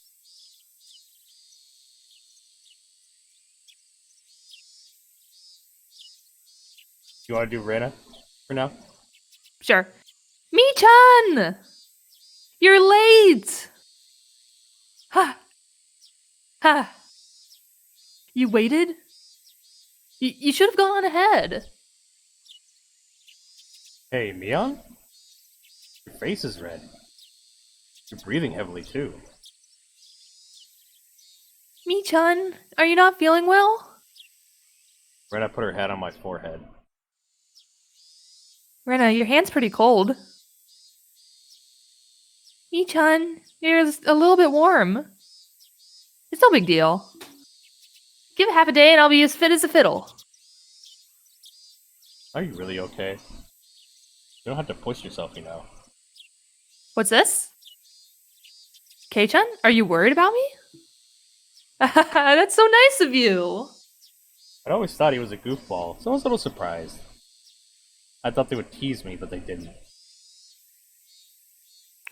I just think you shouldn't push yourself so hard. We can tell the teacher you had to take the day off. I'm fine, I'm fine. I took some medicine. I think it's already working. Okay, then let's go. Don't overdo it, but of course there's the time. What? We need to run or we won't make it! This morning got pretty thrilling. Maybe it's just what I need to shake off the sluggishness. Let's run.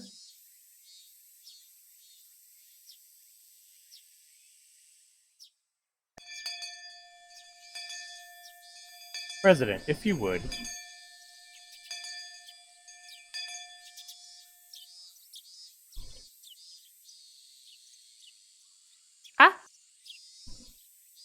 doing? Stand up? Add attention? I'd made the same mistake before. I never learn, do I? Do you think Michan is doing okay? She doesn't look good. Am I doing Satoko or? I can do Rika. You can do Satoko. Okay. Oh, really? How unfortunate. It was a good idea to make them believe I was sick. Even if I did things differently from Mion, I had an excuse. Well, you know, girls have those days when they just don't feel well. I don't have those days. Nipa. Mion's friends kept each other occupied and left me alone. Ichi Maibara might suddenly disappear one day. I couldn't let that happen. That would be like letting a fish take the bait and swim away while I was fast asleep with a fishing pole in my hands. I couldn't miss the moment the enemy took a bite out of Keiichi. I had to be very careful. But it was impossible to keep my eyes on him 24 hours a day. Spying on him at school like this wasn't good enough. Should I have met him with Shion and let her explain that he's in danger? Maybe we could set up a strategy together. I didn't think Keiichi realized how serious a crime it was to step in the ritual storehouse. I hadn't, after all. Since last year, all the incidents related to the curse had probably been investigated in secret. People involved with the three families would know about this incident from last night, but Keiichi shouldn't know anything. If he knew where he stood now, he'd be more cautious too. I should make him aware of his surroundings. Maybe he would notice if anything odd took place. The teacher caught him sleeping, so she ordered him to go wash his face. He walked out into the hallway. I was sleepy too. I had to be alert, but I couldn't clear my mind due to lack of sleep. I decided to go home early. Since I'd been pretending to be sick since morning, my request was approved. As I exited the building, I saw Keiichi watching his face. I thought you'd be out here. It feels better outside, huh? Neon? No cutting class now! It looked like it felt refreshing to him to wash his face with cold water. I washed my face too, but it didn't feel as good as it looked. Mion, how is your cold doing? You're sleepy because of the medicine, not from lack of sleep, yeah? Actually, this is a secret, but after the festival yesterday, I got wrapped up in the party my relatives were having. And, well, I had a bit. Gulp. I pretended to drink with an invisible glass. Are you hungover? How old are you? Keiichi exaggerated his reaction. He still seemed worried. Okay, later. I'm going back. Be careful on your way home. Don't wobble into a sewer or brook, got it? Keiichi turned around to go back to the classroom. Oh, one more thing, Kei-chan. I stopped Keiichi.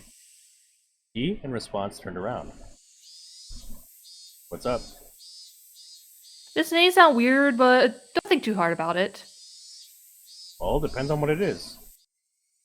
Last night, near the end of the festival, did you see Tomitake-san or Takano-san anywhere? I noticed Keiichi's body tense up. The reaction proved that he felt guilty about sneaking into the ritual storehouse. He was frightened that Mion Sonozaki might know about it. I guess this was enough to give him a certain impression of Mion Sonozaki. You know Tomitake-san and Takano-san, don't you? You remember, Kei-chan, when the four of you were talking during setup the day before? I could clearly see how dismayed Keiichi felt. He was trying to come up with an excuse. I can't remember. I might have seen them, or not. He was both a bad liar and a bad actor. He wasn't really that intelligent at all. Well, that would make him a suitable friend for Mion. He was just a brat, unlike Satoshi. Oh, right, because she's... I was wondering, like, why the fuck is she asking him that? But I remember, oh, she's being Mion right now. Although, when it came to lying and acting, Satoshi-kun was about the same level. Maybe Keiichi should be credited for at least trying to tell a lie. Toshikun wouldn't have even said a thing. I didn't need to be thinking about him right now. I see. Then one more question. On the same night, did you see Shion? This was a very mean question. Keiichi was perplexed, as I'd expected.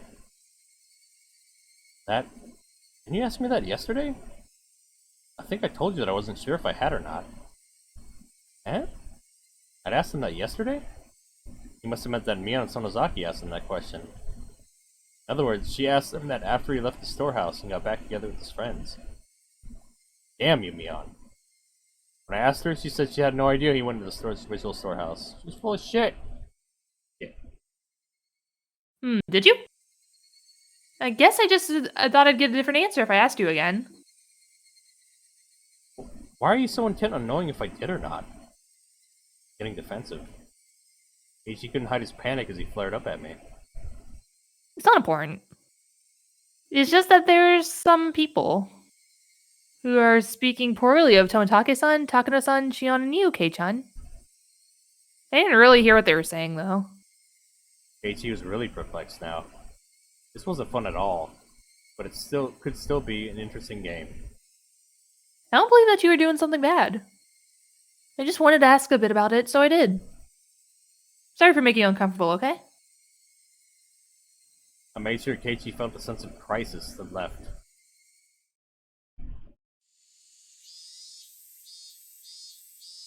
Nobody can tell us apart. We're Mion and Shion, perfect twins. Page 186. When I returned to the Sonozaki house, I saw a woman with an apron on. It was a housekeeper. Her name was Shimiko-san. The hag had a few housekeepers who took care of the chores around the house. Mion-chan, I'm glad you're here. Hey, Shimiko-san, can I help you? Today was her turn to come help out at the house. She's like, yeah, I was scrubbing inside the well and I found your dead grandma. Like, am I still getting paid? It arrived, but the gate was locked and she couldn't get in. She'd called, but there was no answer, so she'd been just standing there, not knowing what to do. Something must have happened to Granny at the festival. She's been in an evil mood ever since last night. Ah. I see. Kimiko-san tried to remember if she'd done something wrong. She's ignoring you. She's just sleeping. She was up until very late, so I bet she can't wake up yet. Or ever. You know how she is, right? Once she gets in this mood, it'll take a long time for her to be happy again. Yes, that's too bad. I think it might be better that you don't show up for a while. I think it's... Why don't you take a vacation, you know? Yeah. Even if you don't mean to upset her, Granny might take it the wrong way. Just let me take care of it. I see, are you sure? I'm very grateful, though. Sorry to make you do this, but could you let the other housekeepers know that they don't need to come for a while either? You can tell, like, all the maids just take a vacation. No reason. When Granny feels better, I'll give you a call. So let's just leave her alone for now. Kimisako-san bowed and then left on her bicycle. Anyone who had ever experienced Granny's wrath would understand. I headed into Mion's room, set her alarm clock for 2 p.m. and crawled into her bed. I needed to recover quickly. I had to be sharp, calm, and cool-headed. School should be out by 2 p.m. Maybe I'd get in touch with Keiichi. I have to call him. There would also be a staff meeting at the Furuta Shrine Assembly in the evening. All the leaders of the 3 families, their relatives, and the town council members would gather at this meeting.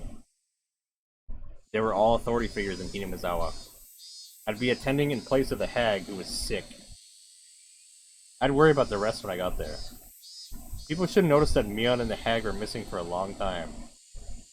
I didn't need to worry, as I had plenty of time. I checked the alarm once more,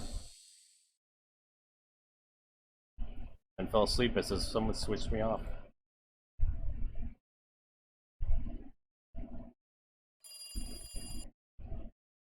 Hello? Ah, this is Sonozaki. Well, the younger one. Hello. Do you have time to talk right now? Mion? I thought you'd be sleeping in today with a hangover, same as Mion. What? My sis had a hangover? That's so like her! Keiichi had no idea that Mion saw earlier was actually me. He didn't notice when we talked in person, so there's no way he would notice on the phone. I never knew that playing two roles would be so much fun. I feel such enjoyment in this game of life or death. Maybe I was getting used to this situation. Or maybe my senses had gone numb. Whoops, sorry. My parents are waiting for an important call, so I can't call for too long. Can't talk for too long. What do you need? There's something I want to talk about, but if we can't talk long, I guess that's that. And how about we meet in person? You show me where the library is too, that would be great. You mean the public library near the station? Yeah, that's fine. I go past there on my way to work anyways. Decided to meet in Okinomiya. It wasn't easy to get there from Hinamizawa, but I had to hurry. I couldn't run into Keiichi as we're heading there himself. I recalled that the key to the hag's motorcycle was in her secret drawer. The hag usually got driven around in public events, but when she had her own errands, she rode on her motorcycle. Keiichi, I Oh yeah, assumed... biker granny. She got like the leather jacket with the studs. Right. Keiichi, I assumed, was going to ride his bicycle. I tried to get to Okinomiya before he did. Keiichi arrived quite a bit later than me. Motorcycles are faster, after all. There were hardly any traffic lights to worry about on the way here, either. Wow, Mia never keeps her appointments. I mean, honestly. Making my sister the standard for everything will get you in trouble. Hmm? You're a little unsteady. You didn't get much sleep last night either, did you? Try to hide it. You definitely went home from school early. Ooh, too bad. I've been at home all day from the beginning. I'm smarter than my sister, after all. Hey now. I don't think you can call playing hooky smarter. You should finish your errand first. We don't have that much time. We're going to the library, right? Yeah, thanks. My mom had to return some books by today. Is the library far? No, it's right nearby. I meant it when I said I didn't have much time. I had to hurry a little. I was going to talk to him on the phone, but I ended up coming all the way to Okinomiya. After a talk, Keiichi would slowly head back to Hinamizawa on his bicycle. I'd have to rush back there while making sure I didn't run into him. Otherwise, I couldn't make it on time for the meeting. Maybe I could be a little late, but since I needed to hear everything they were going to discuss, I didn't want to be. This was the Shishibone Public Library. It was sizable, filled with a collection of moldy, smelly books. But they did have air conditioning. It was quiet. It was the perfect place for when you wanted to be alone. After Satoshi-kun disappeared last year, I came here a lot to think about various things. This was where I first met Takano-san. I didn't want to run into her with Keiichi in tow, but when I remembered that she was already dead. The first floor of the building was occupied by government offices. Oh, thank you, Melody. Have a good sleep. Thanks for coming by, Melody. Appreciate it. The library itself was on the second floor, so we had to walk up a huge staircase to get there. I tasted cool air as my skin as soon as I walked into the automated door. Oh, I love that feeling. Like outside, it was very quiet in here. Room temperature was both comfortable and suitable for books. I could smell the scent of old pages. All libraries smell the same. Keiichi walked to the return table after he said so. Because it was a weekday, there was hardly anyone around. It was very quiet. I was going to chat about some ordinary things, and then move on to the main subject. After Keiichi returned to the books, I invited him to the near section of the library. Keiichi knew Mion well, but he didn't know me at all. He showed an interest in our life story.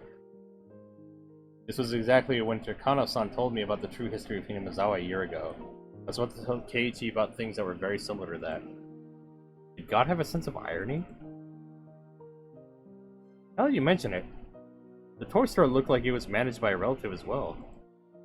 Does that mean they operate Angel Mart too? I told him the reason why the Sonozaki family was so powerful in this area. I assumed that since Keiichi came from the city, there's a good chance he couldn't even begin to understand how one old family could literally control an entire area. Unless I explained to him how powerful the Sonozaki family was, he wouldn't understand what kind of danger was barreling toward him.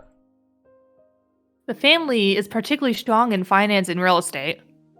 Even a lot of members of the family, even a lot of the members of the Chamber of Commerce and Industry either have the same last name, Sonozaki, or are their relatives. There are Sonozakis in the city council and the prefectural assembly too, since they have the Okinomiya area giving them strong electoral support. Wait a minute. This is all escalating pretty quickly. The relatives operate shops in downtown Okinomiya and are especially strong in finance and real estate? Welcome back, Elise. On top of that, a lot of people in the Chamber of Commerce and Industry are relatives. There are even some elected to local offices? Keiichi counted with his fingers. He was clearly surprised to hear about all that about the Sonozaki family. It seemed he was flexible enough to accept that he was something that sounded outrageous to him. He was starting to understand things, although slowly. The way he viewed Shion Sonozaki was changing little by little too. That should be enough background information. Now I could go on to explain about Mion Sonozaki, the successor.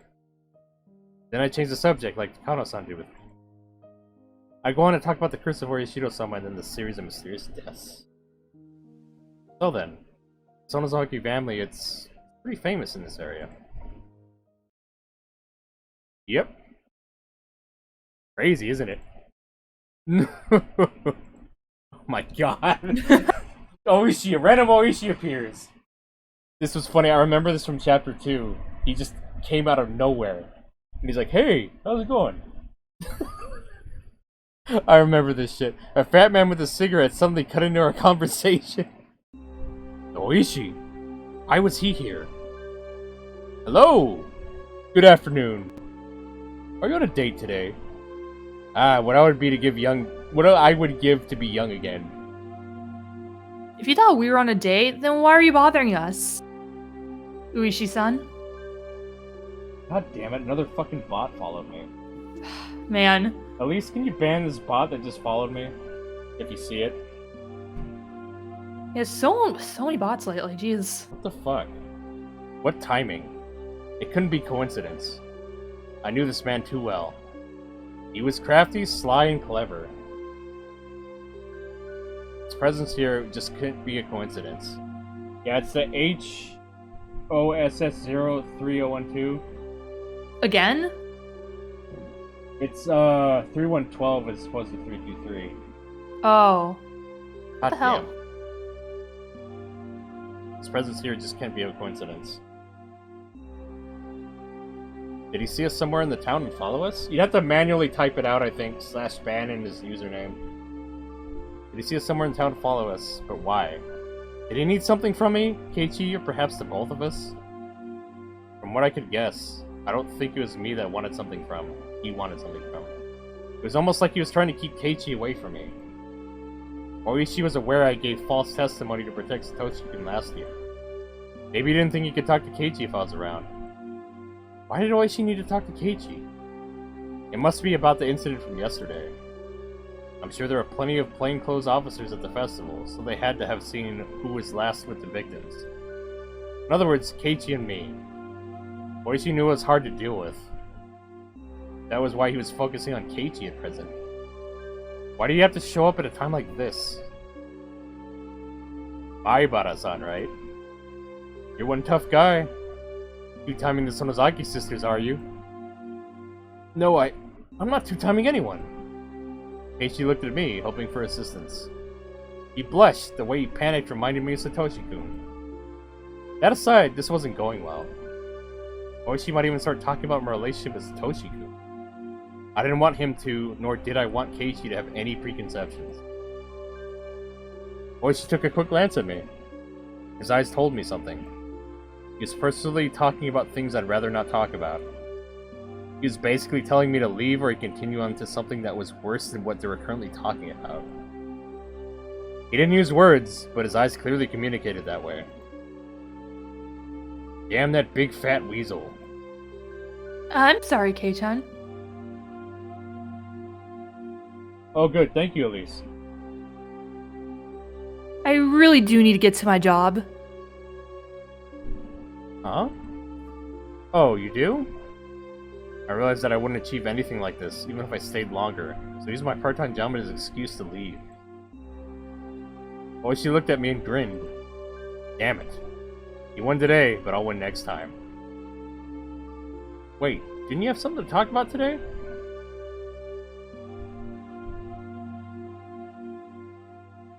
Dion? Yep. I'll see you later. Oh, I'll give you a call after I'm done. It'll be okay to call at night, right? Yeah. Probably okay. Then I'll talk to you later tonight. Bye. Oof. Alright. I think it's a good place to stop. Okay. Thank you so much for joining me today, Atlas. Yeah, it was a lot of fun. Thanks for having me. Oh, God, I wonder how fucking long this chapter is going to be, though. Right? Jesus. It never ends. This one feels particularly long. Alright. Get out of here. But yeah, thank you everybody for coming out tonight. Thank you, Elise. Thank you, Sylvan, for the raid. Thank you, Melody.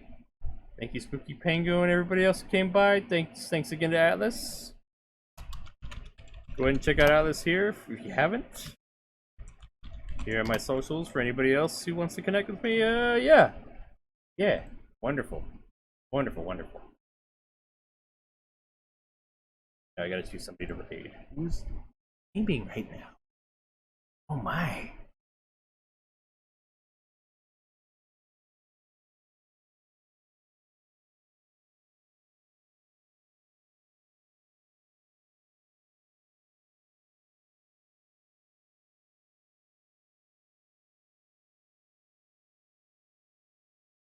Man, I hate it when there's like multiple people you want to raid that are streaming at the same time. Right? Like, you have to fucking it's roll. like, which one? Who do I choose? Who?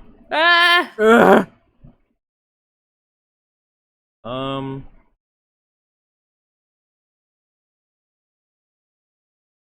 Oh, which ones are you trying to decide between? Some friends of mine,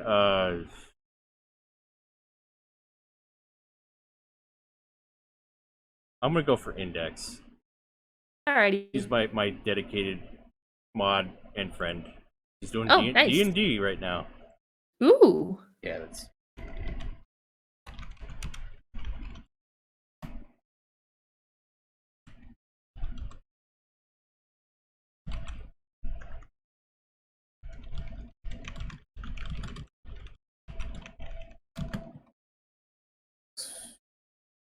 Put some emotes in here for shits.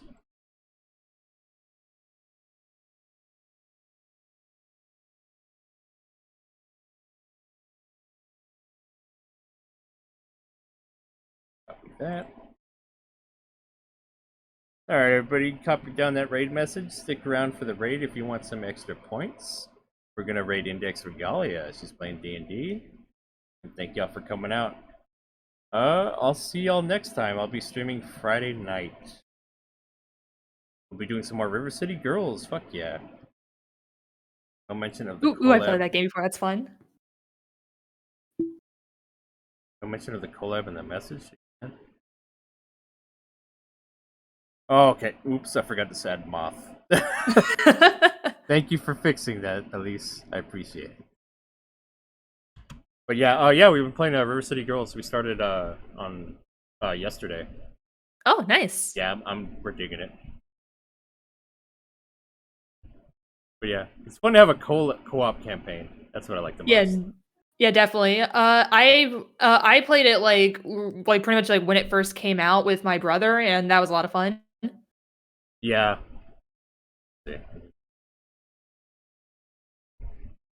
Yeah, it's supposed to be like a 10-hour game too, so it's gonna be a couple streams till we finish it. Oh, what the hell? Didn't copy the emotes. Oops. Oh, you gotta be subbed, I think. Oh, shit. Yeah. Oopsies. Whoops, maybe we should put the follower emotes in there. I should probably do that from Yeah. now on. We just use the free follower emotes. Yeah, that'd probably be better. But yeah, thank you, Atlas. Oh god, I gotta go take a dump and then go to sleep. So Alrighty. I'll see you around, friend. Thank you very much. Okay. Next week Yeah. Oh yeah. for Yume Nikki. I was